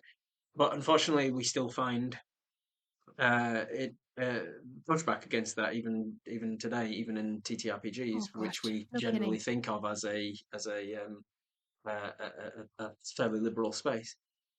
Because like in the Viv Dirt League episodes, the ones that I'm most well known for running the DM there, the the there was an episode not too long back where they met an NPC and I'd done the same. I'd sort of rolled for them and this and they were which one was it? I'm getting the story mixed up with a couple of different stuff. Oh, this is one that was a non-binary character, and so I described them as they were an elf anyway, so they were already androgynous looking, so I didn't need to describe them as being male or female or whatever. But then I said they use them they pronouns, and I just kind of moved on. And then the number of vitriolic comments under under that video, and I'm like, oh Yeah, really, even today. And another, it happened to coincide with in game they talked with one of the PCs who had two fathers, and through the use of magic, they were both her biological father. And so, like, we didn't make a thing of it. That was, yeah, and she was a PC like as a guest in an earlier campaign, like a year or so yeah, before, and that was the case even back then. It just never came up because it was never part of the conversation. But now that she sort of returns and she happens to mention, "Oh, my fathers will find that interesting," and one of the characters was like, "Fathers," and she goes, "Yeah, my fathers," and then he goes, "Oh, okay, yeah, it's not common to hear people have two dads, but yeah, whatever," and he doesn't make more of a thing of it than that.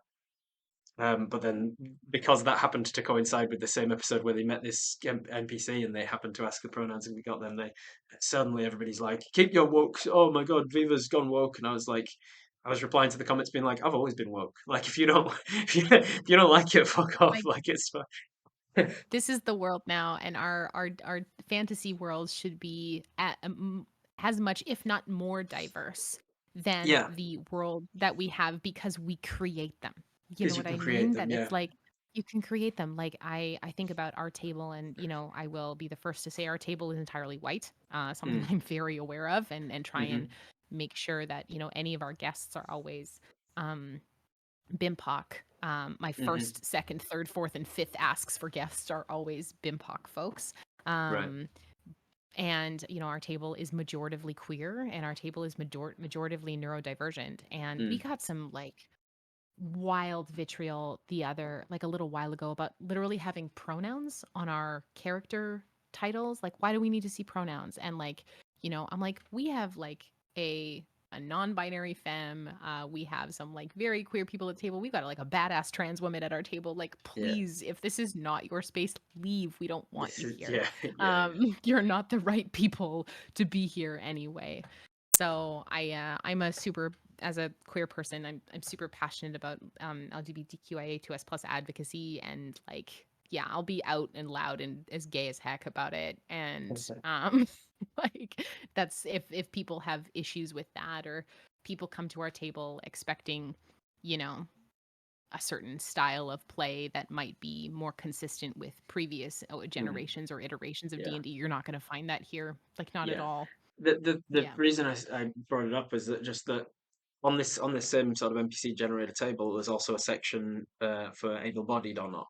And then, like, Yeah. if they're not able-bodied, have they got a disability in their legs, in their nervous system, in their whatever, blah blah blah? Are they blind? Are they deaf? Yada yada. So that I can try and include people with disabilities and whatnot. Yeah. You were mentioning like inclusion of mental health, and it was only really relatively recently that I realised that not on my table, not represented yet, are neurodivergent um, uh, neurodivergent people, and I was like, I should be including that somehow, but like I was riddled with this sort of self doubt about like what is okay for me to what stories are okay for me to tell in through my NPCs as a cis white man. um, like I want to include different cultures and different stories and things, but I just don't know Mhm. to what level is appropriate, and at what point in the conversation do I was acting out someone with a stutter or someone who is OCD or something. Like if I'm playing an NPC with one of those things, like am I doing it a disservice, and how much time have I got to invest in understanding that to the level it needs to be Yeah, understood before performing totally. it. That's such a great point too, and I think there's always space for self-education. There's space for speaking with folks who have self-identified Mm. or have or have those diagnoses or have that lived experience that can provide insight on that. And one of the main pieces of feedback that I always hear amongst the sensitivity consultants is just don't play it as a trope, don't play it Yeah, as a stereotype, don't play it as a joke. Earnest, genuine inclusion.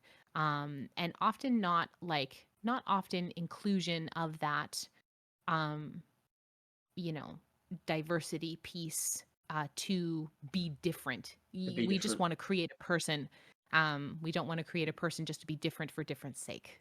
Yeah, We want to create a person. which is why it really amused me to get all these sort of vitriolic comments about this, the having two fathers or whatever, because I wanted to just be like to just scream at them. Do you know how many gay people they've met? How many NPCs that they've met that are bi or gay or trans that you just didn't realize because it didn't come up.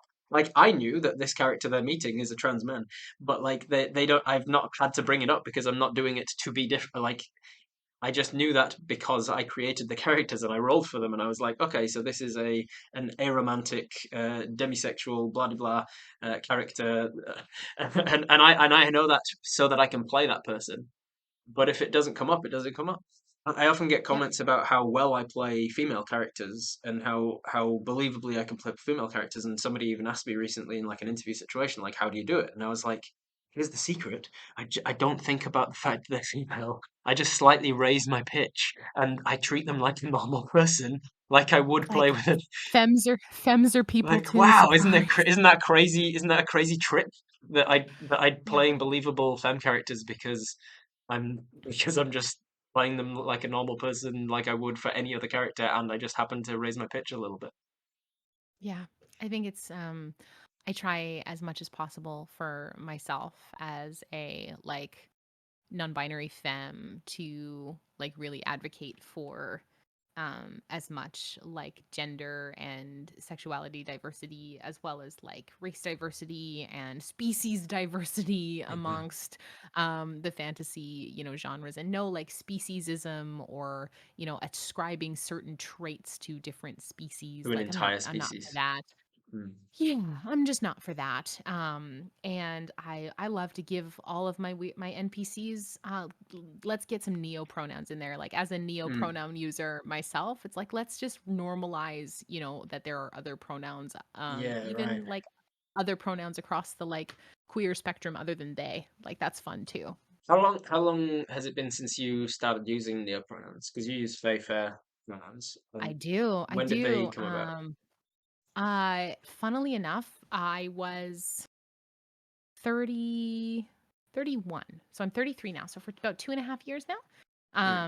So I had my second child, and was like, huh, I just went through probably the most like one of the most feminine things From that you can do. life experiences, yeah. Yeah, one of the most femme life experiences that I've ever been through, and she her pronouns don't totally fit anymore. Right. They don't feel like they fully encompass who I am as a person.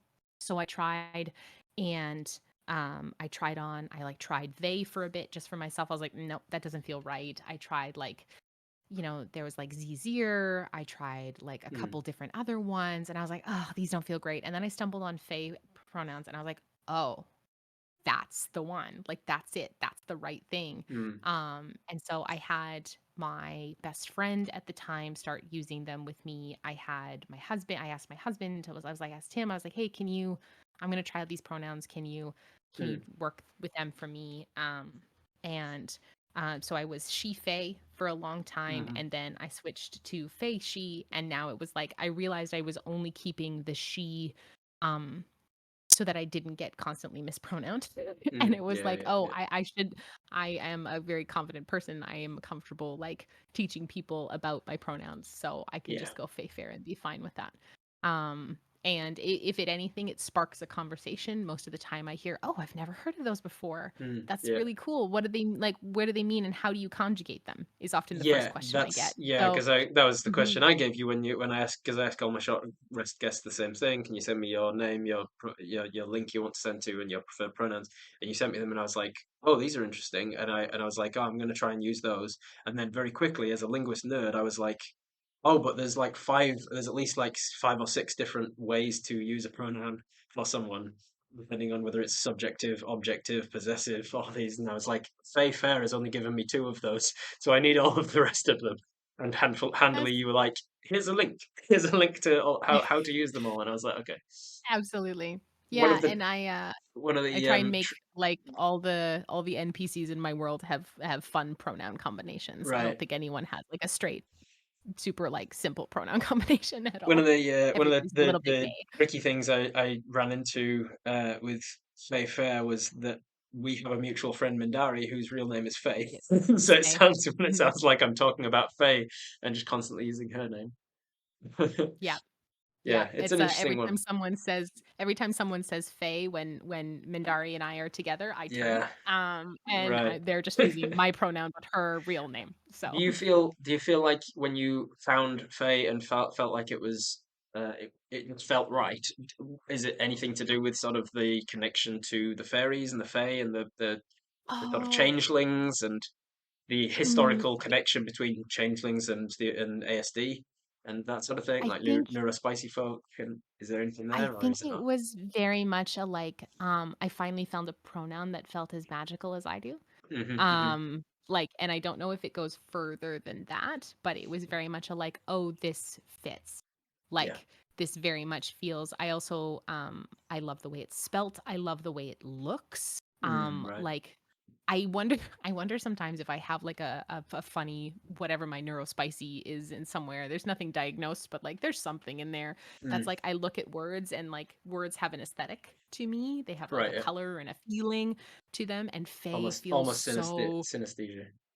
yeah, like Yeah. Faye feels so beautiful. It's like such a beautiful pronoun to me. Yeah. And I was like, hell yeah, why not pick the most beautiful pronouns that I can find out there Why for not? myself? Why not? Like that what an act of for me, it was very much an act of like self-love and reclamation Mm, over my my life and my body that had changed so much after being right. like having two kids. It was like, okay, I want to it was just before I started going back to work. It was like very much an intention of like, no, this is how I exist in the world now. And Yeah. I told my friends and instant change. They were totally fine with it. Yeah. My dad took a little bit. He was like, "What if I just use she pronouns?" I was like, "It's not about what you want, dad. It's about what makes me feel comfortable." And I was like, "Here's how you Yeah. conjugate them." So my dad practices and it's really cool anytime I see like someone out in the wild who I haven't met Mm, use my pronouns right. correctly. I This morning I we got tagged in something on Twitter. It was a podcast that did a review of Eat the Reich as a game and then shouted Right. out our mini Oh, series okay, about it, cool, and cool. they used my pronouns So they'd correctly. obviously done the research. They'd actually looked They'd into it done and the been like, research. "Who?" Yeah. Yeah, And I was like, "What is this? This is cool. This that's is amazing. fun." It felt really nice. It felt really good. That's Yeah. some good stuff. Yeah, because I was talking with somebody last night about this. Like, what are you doing tomorrow? And I was explaining I'm going to be interviewing Fem and M and Faze coming on the channel, blah blah blah. And there was some confusion, like, and then they obviously that prompted a conversation around like, what words are you using there? And I was like, so these are fair pronouns and blah blah. And they were like, why do we need more than just them they? Those are already like non-binary ones. And I was like, well. And it was like it was asked in a respectful kind of like they didn't just Of course, of they were course. what they were looking for education.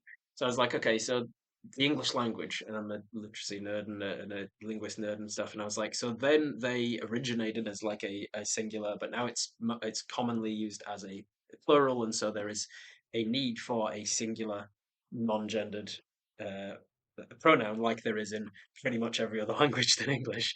And we do have a singular non-gendered pronoun in English, but it's it and its, which we are taught from an early ages is sort of like a is often a very disrespectful way to refer to a human as an it because it's an object. Even though I have also found somebody who chooses the pronouns it its, Oh yeah, which I know took a me a couple of lot. folks who use That took me a lot to get around. Like of all the pronouns and neopronouns and stuff, it is a difficult one for me to get my head around because it's so ingrained in it. me that that is a rude thing to do. And Yes. but even if it has asked me to use I'm like, okay, I can get there. I can get there with time and practice. But ooh, that's like really feeling like It's I'm a being tough super one. rude. Yeah. So I was explaining The like, yeah, first there's a confusion around like if I had two friends, Sam and Alex, and Sam uses them they pronouns, and I say Sam has gone to Alex's place, and then they're coming round 2 hours later. There's a confusion there in the English language because it's like, is Sam coming round later, or are Sam and Alex both coming round later? And because of that, there's like a need arising in the language to have these other non-gendered singular pronouns. totally. And they Yeah, were like, oh, okay. the first use of neopronouns actually came about, I think, in the late 1800s. It was first seen Holy in shit. writing, which was the use of one as a neopronoun and it as a neopronoun Right, when yeah, referring to a yeah, human.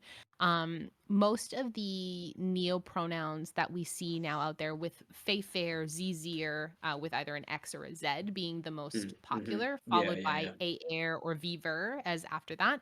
right, Those came around probably in the early to mid 2000s, or is when those started kind of becoming more prevalent. And as of right now, Fay Fair is the most common neopronoun.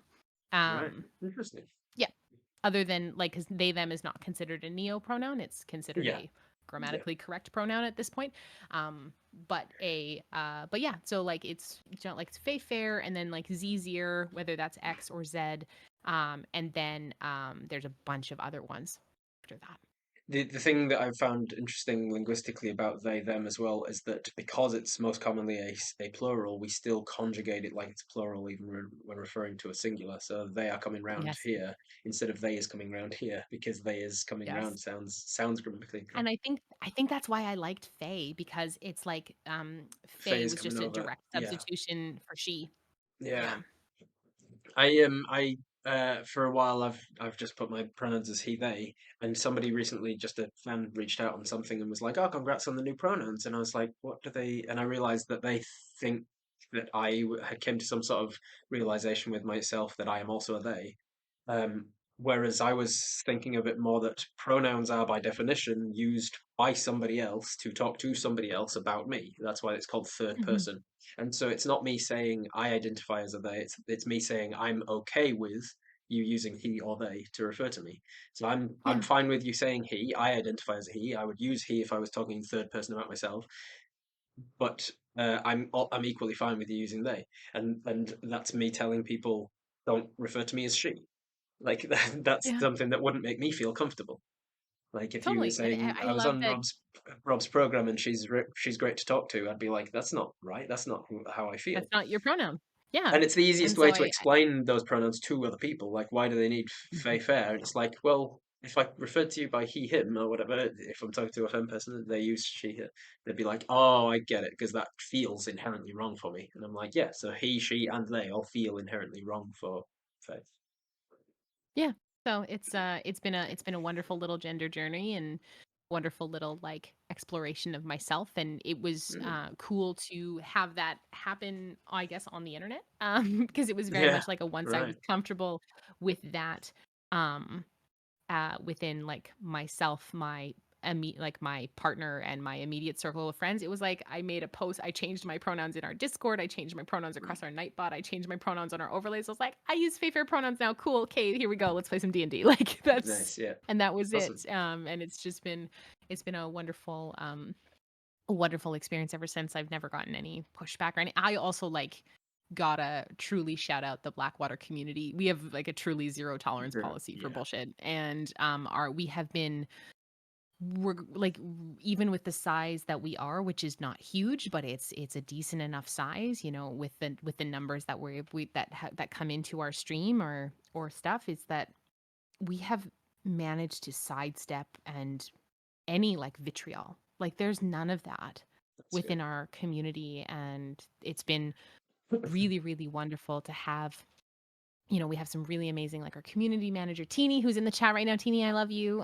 Teeny is incredible, and our mod community is great. And our like the folks who support us and the folks who work with us. Yeah. It's been really cool to be able to surround ourselves with like just amazing people and meet some cool people in the space and be like, oh yeah, let's work together. That sounds Yeah, awesome. likewise with Yeah. the with my own personal community, the Robert Hartley brand rather than the Viva stuff. Like I don't have I don't experience vitriol around any of that stuff. I think Viva just being as large as they are, Yeah. it's they're going to have that's those sort of influence. But it's interesting that like when the trash takes itself out, because because those sorts of people will message on those things and be like, "Oh, you've gone woke. I'm leaving," and they'll say it as if it's like a bad Like, thing. I'm like, yeah, there's the door. Yeah, goodbye. this isn't an airport. You don't need You to weren't announce wanted here departures. anyway. Yes. Right. You um, weren't welcome here anyway. Goodbye. to completely give us some whiplash and change direction entirely, let's talk about the future of Blackwater. I know I'm aware we're Yeah. coming up on time, so I just want to remind people that if you want to ask me or Em questions, you can do so. If you've been asking questions in the chat, I tend to not have as much time to focus on the chat as I would normally because I'm talking to an interesting guest. So make sure to use the channel point redemption for the D&D question, just so I don't miss the question. Ask whatever you like, and we'll get I some love time to talk about them at questions. the end. I love I love questions. questions. Please, Yeah, please ask love me questions. questions. I love questions. Ask I whatever have a questions little you bit of want. extra time. I have a little bit of extra time as well. My children are fully asleep and it's only Wonderful. 9:24, so we're Oh, good. it's If it's there's a me any time juicy time. Right. juicy questions out Juicy there. questions. Get your juicy questions in using the D&D question What? redemption. It What only costs you is 50 points, so you should have them by now if you've been watching the stream. And thank you for being here, even if I'm not interacting with you. Let's jump into futures of M. Carlson hmm, and of Blackwater. On that topic, Oh gosh. is there like a division between you and Blackwater? Do you see yourself making things outside of Blackwater now?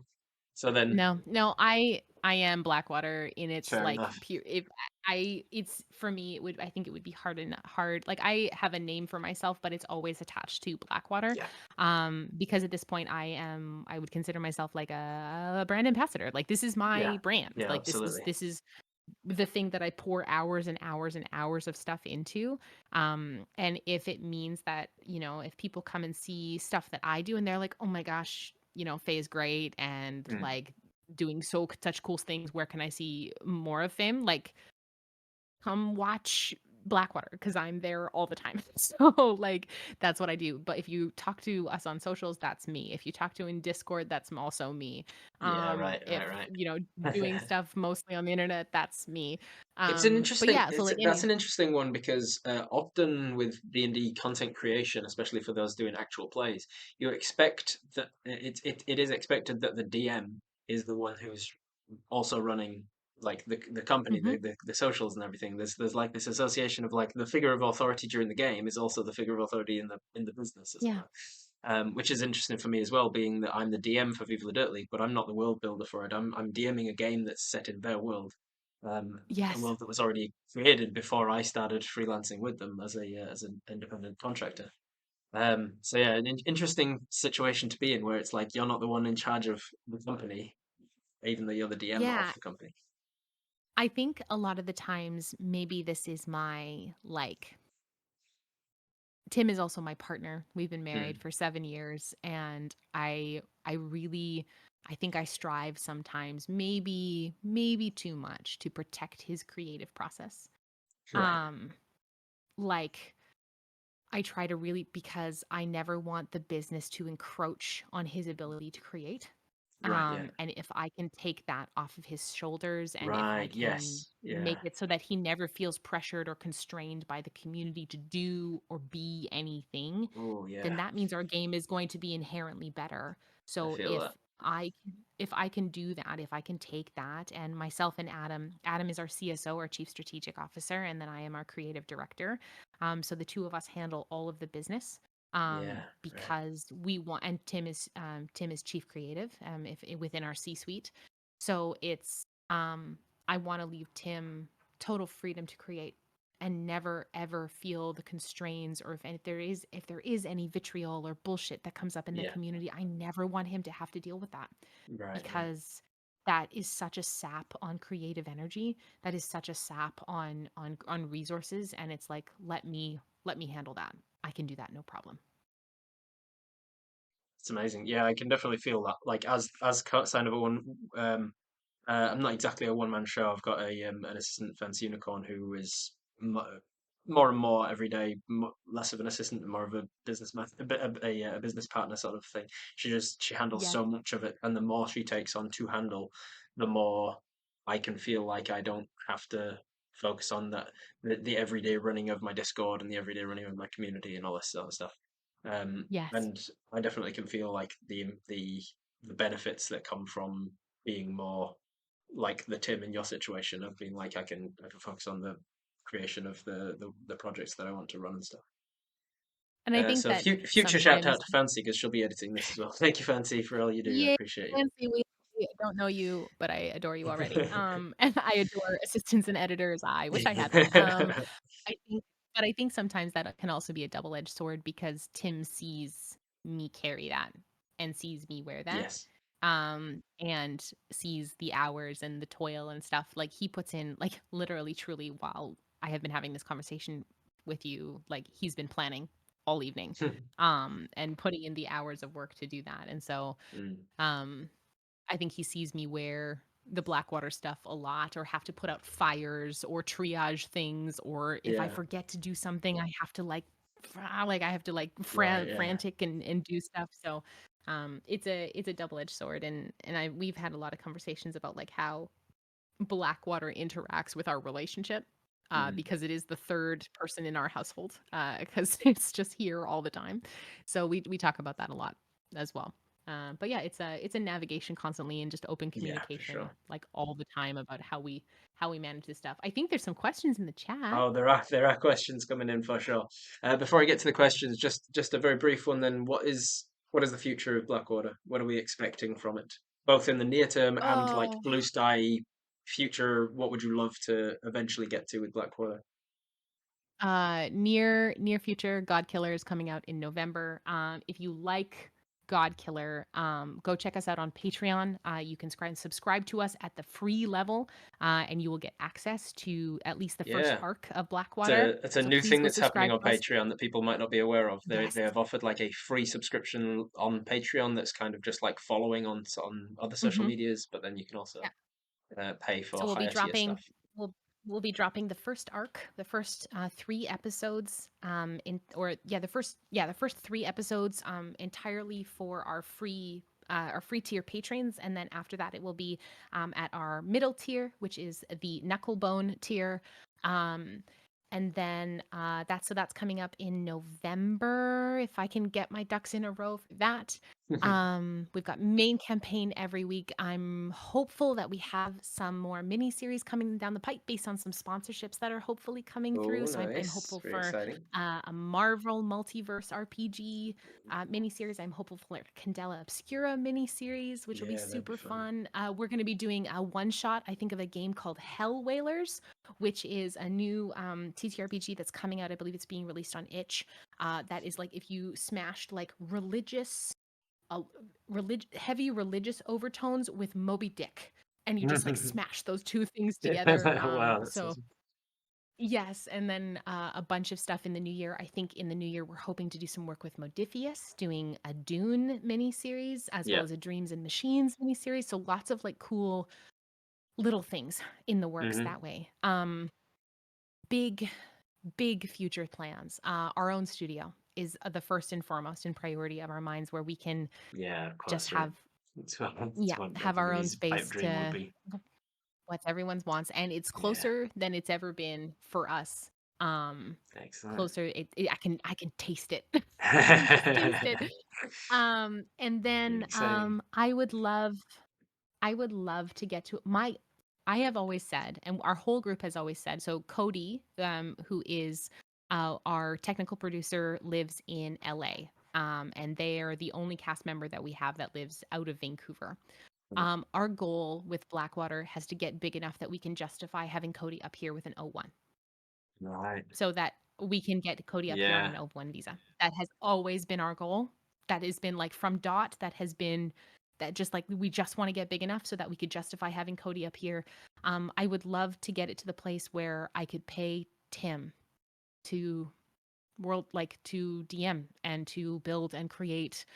I would love to be able to fully pay my cast. At the end of the day, that's all That's I another, want yeah, is another pipe to dream. have Make the sure that money everybody's coming in. actually Yeah, the and I don't remuneration for think their I time and everything. It's important. totally, and I don't think I ever see myself fully leaving my therapy job, but I wouldn't hate dropping down just to Dropping it some part-time hours. to Yeah, yeah. yeah, if I was to work a 50 like a point 0.5 FTE, um and then do Blackwater stuff the rest of the time and have that be adequate to, my wages for the inordinate cost of living in Vancouver. I would Yeah. absolutely love that. Is that ever possible? I don't know. Um, We'll find out at some I point in don't the know. future. If it I don't happens, know. then the answer was yes, it was possible. Yes.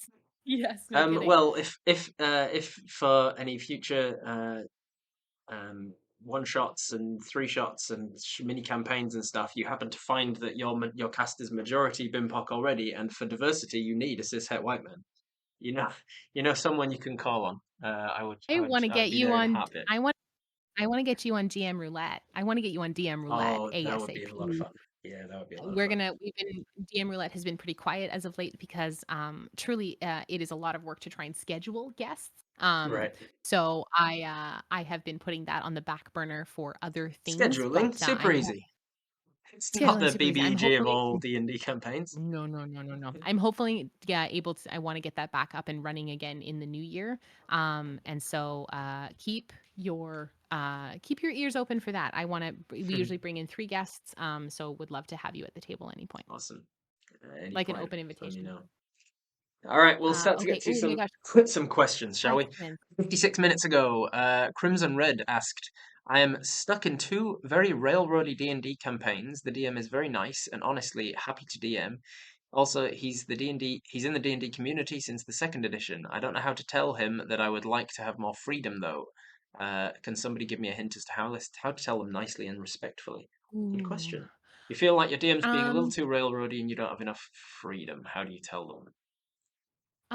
First and foremost, I would potentially, try and get a sense of whether this sentiment is shared with your fellow table Yes. mates. Yeah, right. Because it's hard to be the lone person that wants to languish in some RP when the rest of your party is really down for like a standard dungeon crawl hack and slash. I kick Yeah. down the door and I loot the bodies. And then I think there's always, maybe this is, and that there's always space for a conversation. Have an open conversation with your DM. Be like, hey, can I have a little bit more space to do this stuff? I'd like to explore this stuff a little bit more. Yeah, all right. I Or like really, if there's a specific thing you're wanting, like if you're a wizard and you've never yeah, had downtime to actually scribe all of the scrolls you've been picking up, and just be like, hey, we need some downtime between sessions and stuff. Is there any way that the constantly pressing fear of like the next thing, the next thing, the next thing, is there some way you can artificially just inject a day off for our absolutely. characters so that we can level? Absolutely. And I Open, think honest there's communication, always like in all things, is vital. absolutely. And then there's always the space that if that's met with a hard no, or if that's met with pushback, that it may be the case that as you've grown and developed as a D&D player, that this table may not fit your needs Yeah, anymore. yeah, And it's always so hard to find a table with scheduling and all that kind of stuff, but there are wonderful folks out there who like to languish in a D&D in an RP space. So yeah, I think recognizing that it's okay to outgrow a table. yeah. There's only like 100 waking hours in a week, and you can't be expected to spend 4 or 5 of those not enjoying yourself playing something that you don't want to be doing. Like this is why people say that Absolutely. no D&D is better than bad D&D. Like you, Agreed. yeah, Agreed. you don't want to be playing bad D&D. Joe Not at Baby all. asks, this is my favorite question. If you were able to, if you were to get to play with any one person from the TTRPG community that you haven't yet played with, who would that be? Can I give you my dream table? Please do. Okay. I am a player. My wonderful husband is DMing. I'm sitting with Abria Iyengar. Oh I'm yeah. sitting with Jasmine Balar. I am Jasmine Bala, sitting that's a name I with don't know. What do I that know Jasmine that from? bronze girl. I've heard She's on that Twitch here. name. Yeah, she's absolutely incredible. I'm obsessed with Right. her. I think she's such a fantastic DM. Sitting with Brennan, of course, Of course, of course. because I would take any opportunity. Lou Wilson, I would Oh, give Lou my Wilson's left an arm to incredible play with player. Lou. Yes. And gosh, the list just goes on and on and on. Like there's so many wonderful people I would love to play with. Um, Like and it's very cool. it's so Yeah. full a list because like I got into D&D like before I was doing it as a content creator, I was a content consumer. I got into D&D like really early Critical Role 1, like Mhm. season 1, and I'm so in awe still. I don't have the time to actually catch up. Like I finally, like 20 episodes into season 3, was finally had to call it and be like, I just can't watch Critical Role anymore because I don't have 4 hours a Yeah. week spare. And I was falling behind so many weeks at a run. And as soon as you're 2 weeks behind now that's 8 hours of content you've got to catch up on, Yep. and then 12, and then so eventually I was like, I just don't have the time. I still hugely respect what they do, and I think they're all incredible players and things. So anyone from Critical Role, I'd love to play with.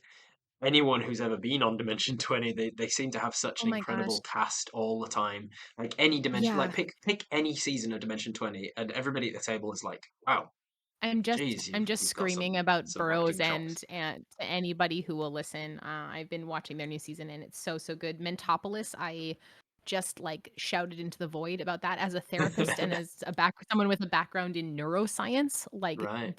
them doing a series set in the brain. I would love to play with Siobhan Thompson. I would Oh, Siobhan, yeah. I would love to play with Siobhan so much. It was really funny, from the Critical Role, cast. I think I would really love to play with Marisha. I would love to hang Marish, I would also yeah. just love to hang out Just with hang Marisha out. Yeah, because, I've always got that impression as well. in Like, a she just seems like and maybe there's this, like, parasociality, but, like, at very, very different scales, she and I do the same job.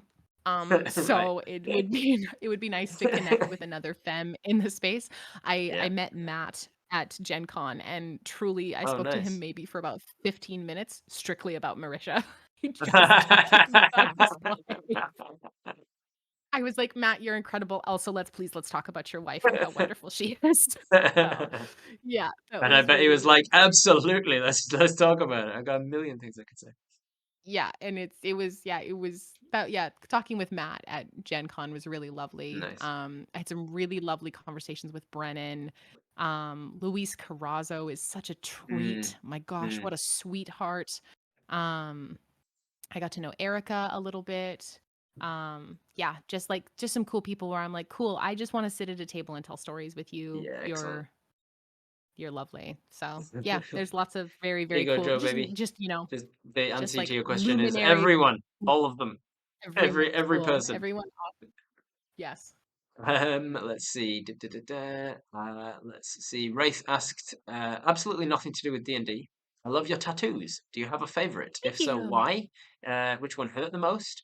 I want more, but I've got trouble deciding on where and what and when and blah blah. Oh So my tell us, gosh. talk about your tattoos.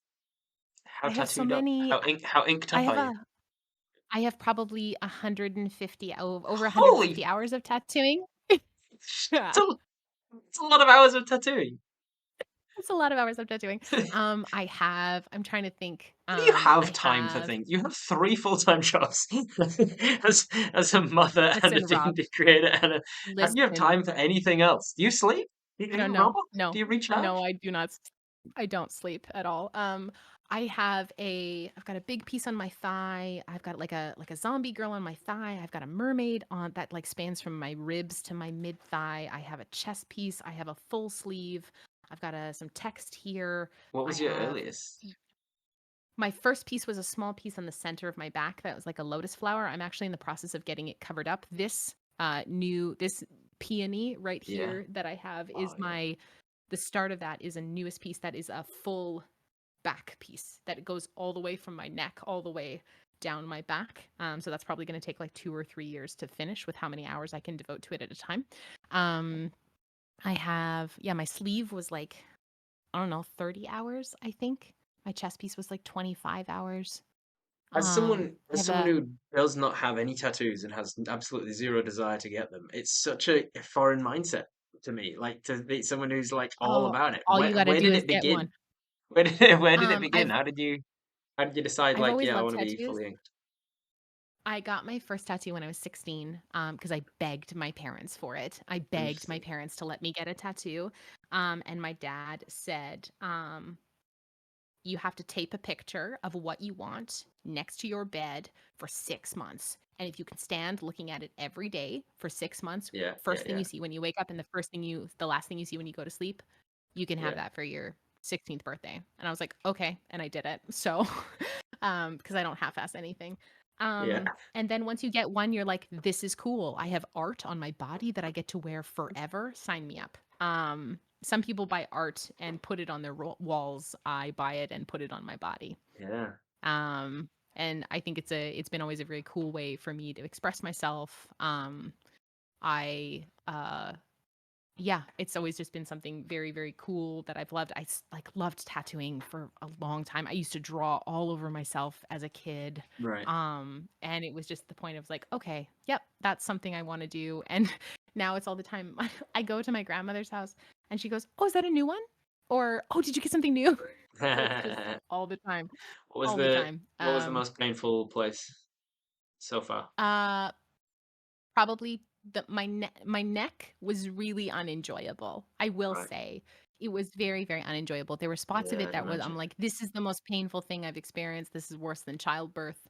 Oh, And there were Jesus. also parts of it that was like, "Please don't ever touch me there. Nobody is supposed to touch me Oh, there." That kind of feeling. I have oh, my wow. sleeve goes almost up into my armpit. On this side, that was pretty unenjoyable. Um, I'm trying to think. I have a big piece on this side, and to get it done, I had to stretch and like Right. expose the skin and stretch that Yeah. out, and I had to sit like that for maybe 5.5 hours. Oh my God. So that kind of sucked. But then the second it's healed, you're like, let's go, let's do it again. Even like after my neck, because the neck piece is the one I got most recently. Even after I got that done, I was like, yeah, I'm ready to go again. The second that healed, I was like, let's go, let's do it What again. what So I about the have other end of the another scale where appointment. it's like what's the least painful part? Like was there is there any tattoo Oh, that was my like I barely even bicep. felt it? Yeah, My bicep. I felt just like nothing didn't even with feel it. that one. No. My chest piece was pretty uncomfortable as well.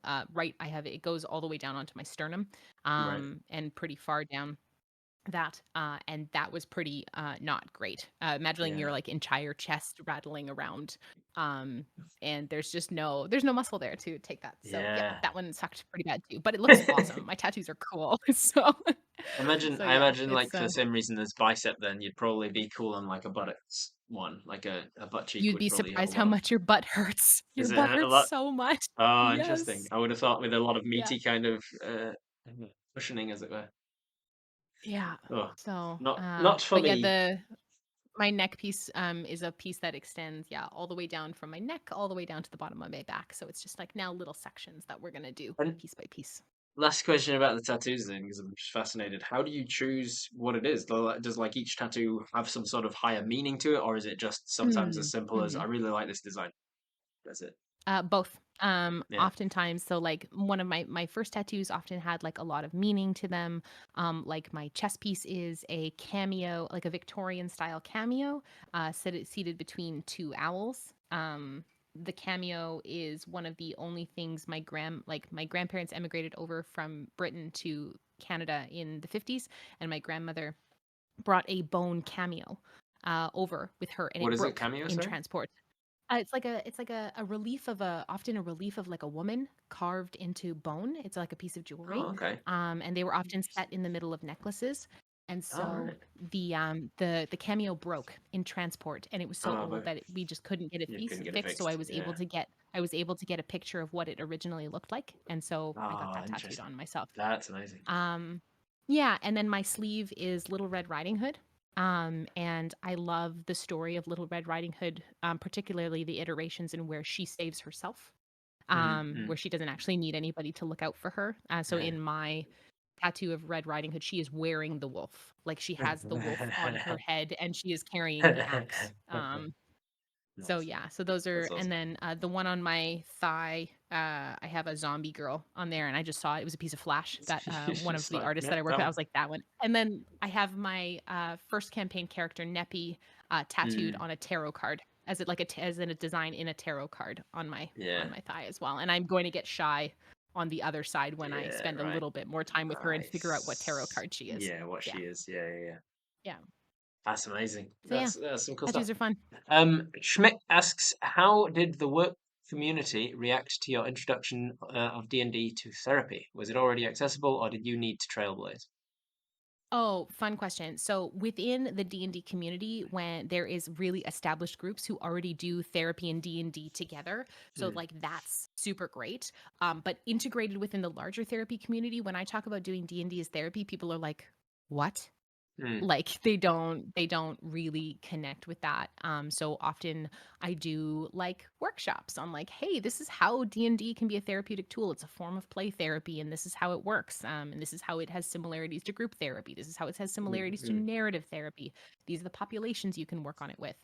um, so yeah, it's within the therapy community. When there's like another therapist that plays D&D, we're all like, yeah, and Have you we connect with each other immediately. have you had much opportunity to connect with Brandon, the DM from the Cantrip Test, who's I have also a met Dungeons him and Dragons a couple therapist? times. I He's a have met him a therapist, couple yeah, times. professionally, and also a D&D content creator. I'd imagine that you would have insane Yes, I opportunity for we conversation with her. we met totally in passing at Gen Con, but we were both in a rush to get somewhere else and didn't have a chance to Brandon chat. was Um, insanely busy like Brandon was so busy yes. at Gen Con that I went to a panel once that was Denno's a Gamer running it, and he was on it, and a bunch of the Careful Cantrip crew, and I think Dingo Doodles, and and I was like I was sat in the front row just to watch it, and I was like making jokes about I'm gonna heckle you from here and stuff, and I should be up there playing with you and stuff, just as they're sort of filing in and getting set up. And Dag comes over to me running the thing, and he leans in and whispers, "Do you want to actually play?" And I was like, "Of course I do. What are you talking? Of course I. Why would you? What are you talking about?" And he walks over to Brandon and whispers with Brandon, and then he comes back and says, "Check your Discord." And Brandon sends me a message being like, "Oh, thank fuck. I'm so beat. Like I'm so busy during Gen Con. I've been running my stall like all day, every day, and I feel sick from how tired I am. I just want to go home and sleep. Dag's gonna kill my character off, and you're gonna take over." so, so That's yeah, it incredible. doesn't surprise me that you passed in sort of in passing and missed each other because he was And insanely therapists tend to find each other wherever we are. We can kinda busy. suss each other out. Right. We have, like, empathy dar with each other. We can all find each other really, really quickly. And I think there's a difference a lot. I love to talk about the difference, and I'm sure this is a whole 'nother conversation that you and I could get into, but the difference between, like, capital T how D&D can be capital T therapy and then Yes. lowercase t Yes. Yeah. Yeah. therapeutic. Yeah. For sure.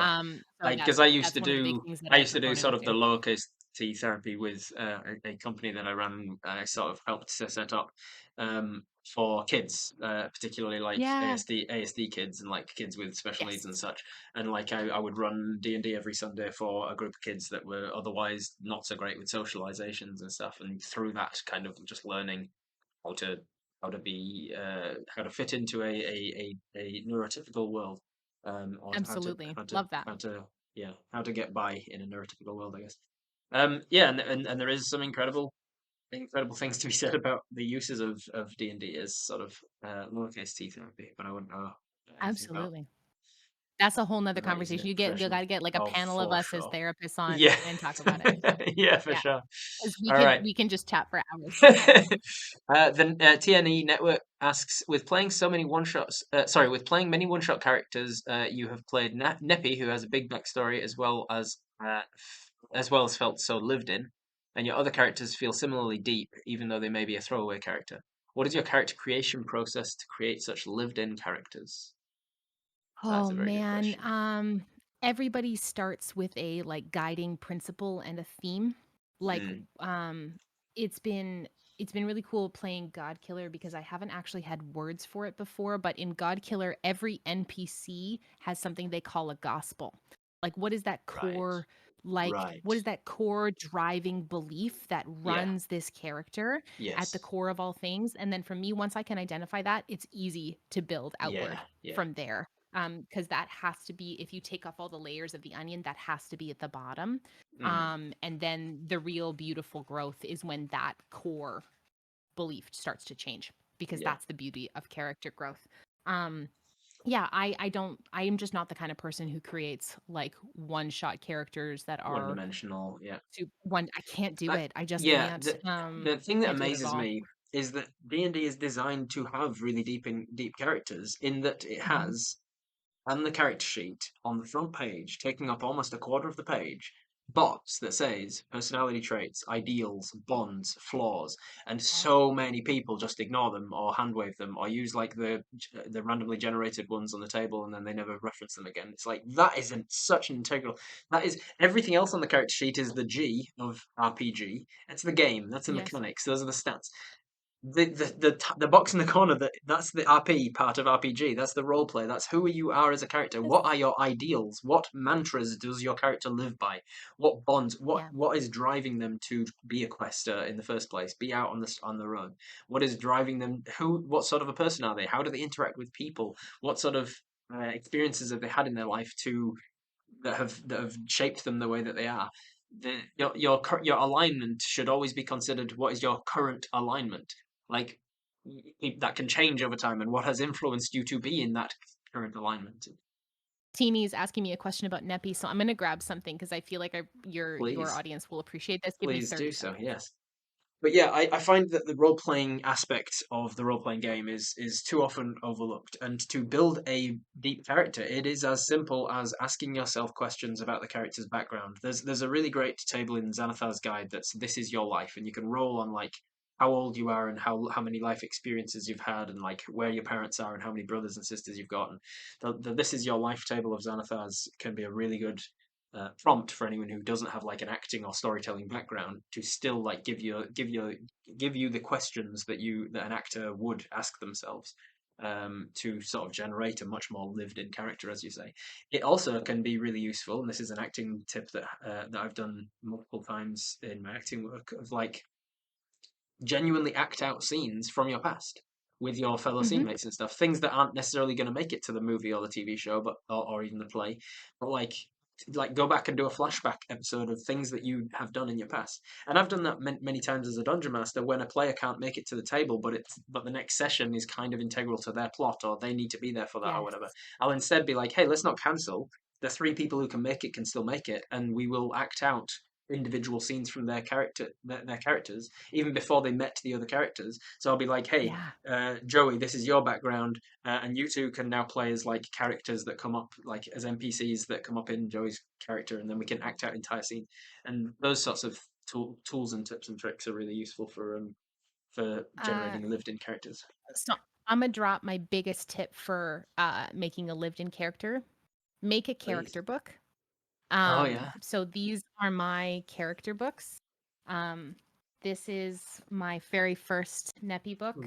That's my character sheet. Like Holy that is my cow. That is level beautiful. Holy 20 shit. level 20 character sheet.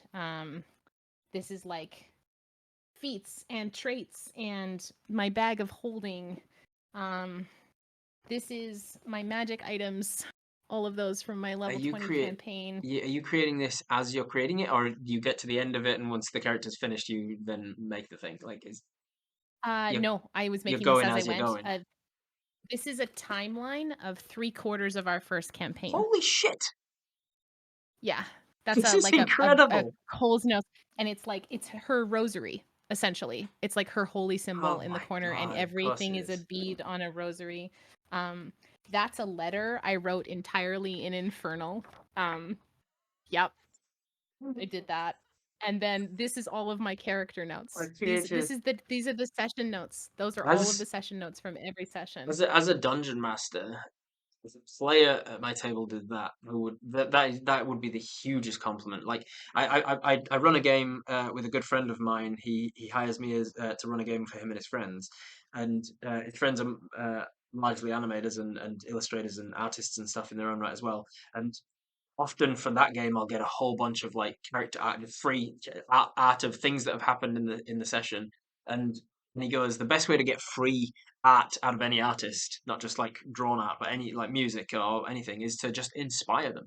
Artists are artists Yep. because they are creatively inspired by things. And he says, if you can with your stories tell something that inspires that person to want to doodle or to like draw amazing artwork of your character like that, like Be you'll just my get girl. you'll just get things from it. So if I was at a table and someone was inspired to make a book like that out of Okay. everything that they've done during one of my games, I'd be like, this is as flattering as it It's gets. my That's my character and her husband when they first met, and That's that is my character and amazing. her husband on their wedding day. Is this Um, your art or is this this is no, commission? I don't draw 'cause, this Right, is our campaign artist did this for right. us. This Um, and then this is like her there's like a seal that she has this is her wedding ring. This is like a bunch of words in Infernal that mean something in her language. So we were joking These before, are but some you pictures. genuinely don't sleep, right? Like this, there's no way you No, have hours for this. Like no what? way. How do you No have way. the time to make this stuff? Put I this together don't, is Rob. incredible. I just and I think that for like if we're going back to like I know Teeny is absolutely right. I did wonder those books weren't sold anymore, and I did buy two that are empty and for Shy. So because I do have my Shy character book at the studio. Um, I think for me, getting into these books was really an act of like, okay, this is who she is. This is all the information I need on hand for her. Neppy wrote in her history, she wrote everything down. She had journals that she kept. So for me, being able to be like, people would be like, "Oh, Neppy, do you remember this thing?" And I would be like, "One moment," and I could actually look Mhm. back through my notes and be like, "Yes, we were here. We talked to this person." Um, Mm. so for me, the it justified my lore keeping was to basically be like, oh, I have all of this space, and if this book is beautiful, I'm going to use it more. And I find character sheets that I don't make myself, I lose things on them. My brain just Right, like right, right. deletes Yes, where yeah, they that makes are. sense. So Yeah. I really wanted to engage with these books, and that's Is they're this very much a labor of love for is me. this ability to keep the notes and to organize them in such a way, which is sort of chicken egg, which came first of like therapy in grad school? Is these skills that you had going into that, or through being a therapist and having the notes that you meticulously have to take for that? Like, is that I something had that to a teach skill that you myself. trained? You had I to had train to yourself teach into being good myself. at this. Yeah. Yeah.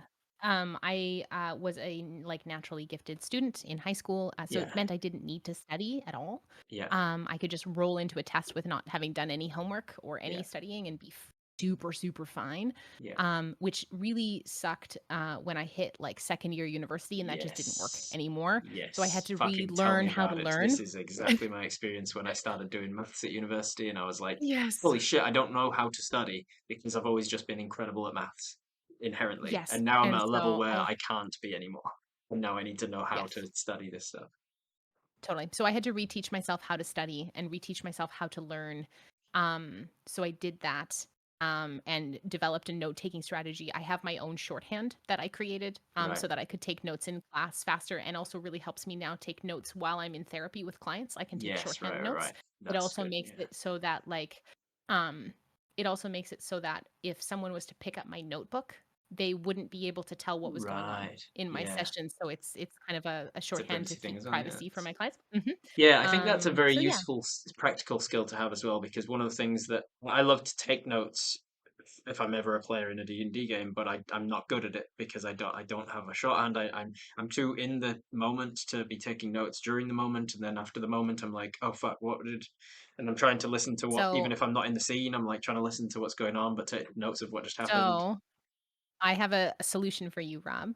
Go Get on. yourself a hand recorder, like a Oh yeah, recorder, like and dictaphone. put Yeah. it in the center. Mhm, and Mm, record. So when we were at our home game, I would like pause everything. I would just be scribbling down. If I wasn't actively in a scene, I was writing, and then mm. I would like do my scene or whatever, and then go back to writing exactly what happened. And then the second after the session, I would like spend maybe 30 minutes just like really sketching in my notes of what Yeah, right. happened. But now that everything is recorded, I just go back after I Go don't back and take any watch it. notes in Yeah, session right. unless on like a scrap piece of paper, and then I go back afterwards and I watch and Yeah, I lore keep. smart. Yep, Love it. I try. I try to. We had one Um, last question coming from Matt, which was, "What is your favorite clever or unique use of a mundane magic item that was totally unexpected?" Oh, okay. Matt, would you accept the best use of a spell that I've ever seen? I'm Because gonna that's say yes. I hope so. Okay. In our first campaign, when it was still a home game, we were in an underdark area, and there was mind flayers. There were mind flayers, and we came across a group of three individuals that were at various stages of like infection essentially. Mm, One of them had not been had a little tadpole put in their brain. mm. One of them had a tadpole put in there for a couple days. One of them was like too far gone, and then one of them was like had kind of like a half. Hey Tim, what was Zelix? That like that gnomish illithid. But yeah, He was like he was like they have their own thing, no methods. yeah, so they were like he was like half and half. He was like half and half. So he had been taking it fine.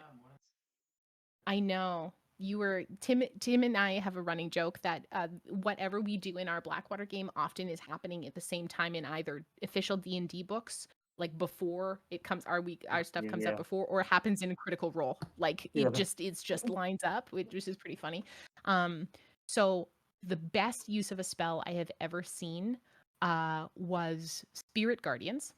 And our one of our so I was a grave cleric, and there was a war cleric in our party at the time, who he used spirit guardians to selectively target the tadpole in Oh, someone's okay. brain Yeah, because you can to exclude kill it. certain people from the effect. Yes. That's Yes. interesting. So he cast it strictly on that person and excluded the actual person, but Person, not the yeah. tadpole. Yeah. That's a very clever use of it. Another moment Love another magic. moment was when I what did I use? I did a spell. I used a spell to do brain surgery. Yeah.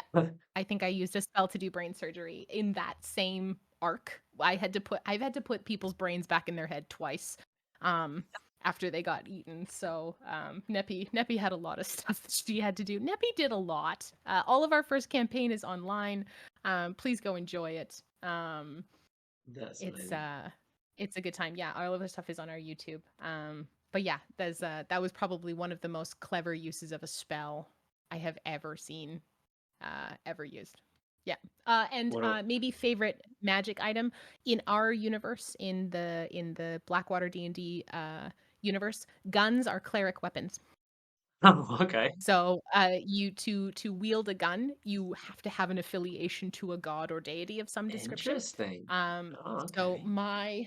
my cleric had a gun that was a gift from her goddess called the Doom Tube, and it dealt both necrotic and uh piercing damage, Hmm. and it was a pistol, and it had like bone inlaid in the handle. Let's see if I can find a picture of it. And it was the most, yeah, there it is. That was my cleric's gun right there. He's nice. Yeah. So that's my favorite magic item. That's my favorite magic item ever. Yes, Perfect. and letters is not allowed to use reverse gravity anymore. No, no letters using reverse gravity ever. One of the favorite like broken combinations is the reverse gravity prismatic wall combo. Have Yes. you know that one? Yeah, that's great. You Hmm. cast a prismatic Um, wall which does not specify it has to be vertical, so you cast it above them horizontally, and then they fall through it, and they take however many every level that they fall through, and then you turn it to off and they fall back answer through it again.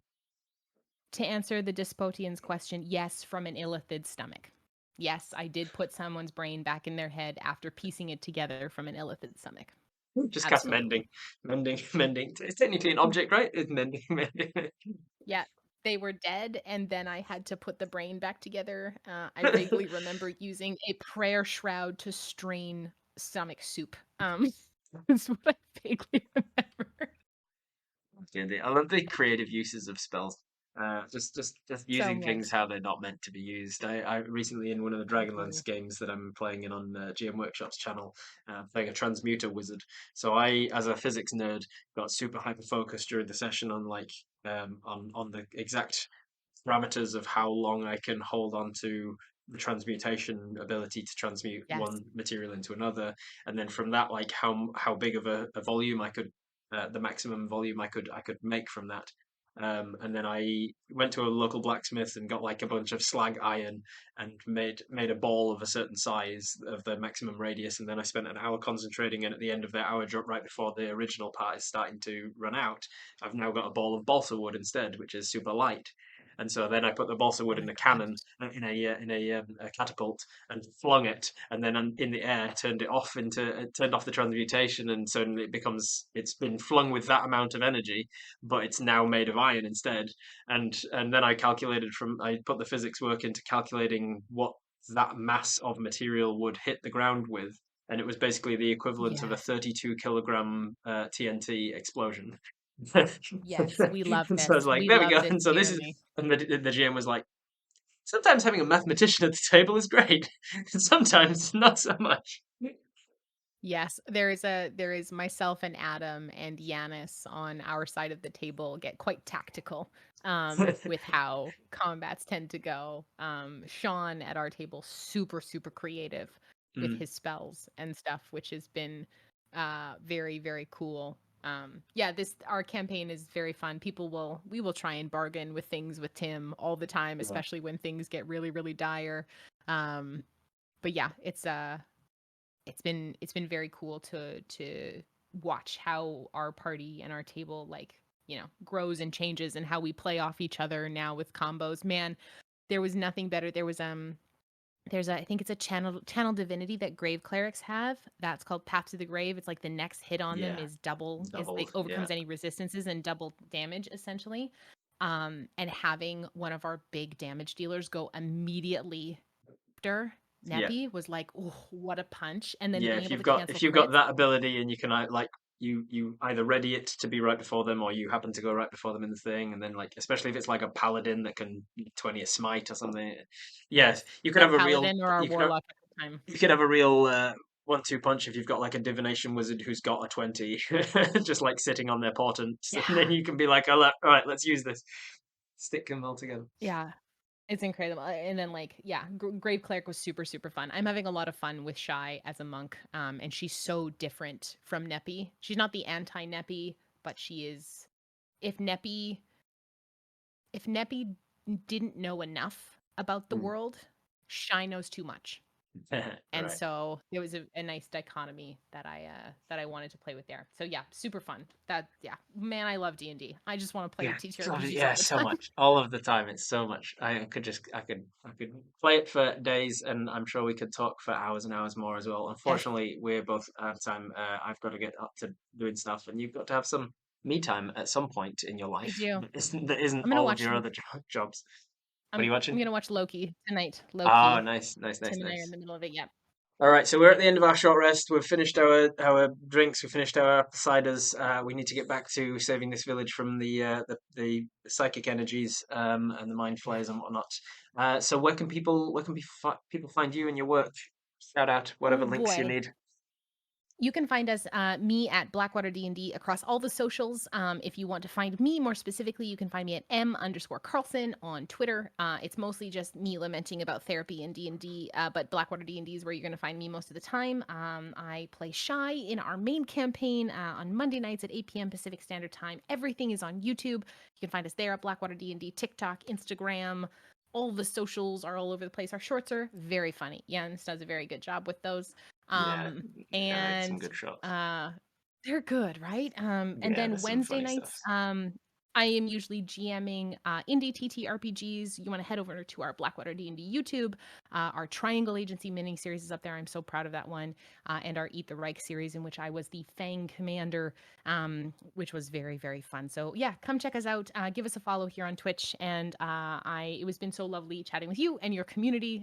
Thank you for the wonderful time. I've had a blast. This is great. It's been absolutely my pleasure. It's been one of my favorite short rests here, an absolute delight to talk to. That really Thank you satisfies my also. need to be teacher's pet, so thank you. Thank you also to all of the bits and donations and subs that have come in. I'm sorry that I didn't call them out individually. I just uh, I get pretty stuck into my guest at the time, and I miss things. So thank you. Thank you to the follows that have come in as well. Thank you for all the questions that were coming in as well. If you are here from Blackwater D&D community and this is your first time seeing me or anything that I do, I am Robert Hartley, GM. I am a full-time professional D&D content creator. This is what I do for a living. I'm most well known for being the DM for a comedy group called Viva La Dirt League, so you can check out Viva La Dirt League D&D over on YouTube. We do half-hour chunks of an actual play focused on comedy, and we do a green screen cutaway of the things that are happening at the table, so you can kind of follow along with the story that way. It's a lot of fun and easy to binge and digest. Otherwise, you can follow me and everything that I do outside of that at Robert Hartley GM all over the internet, roberthartleygm.com for all of the different links. Bye. Take good care, everyone. Have a good night. Bye. All hail the algorithm gods. Comment, like, and subscribe. Ooh, ah.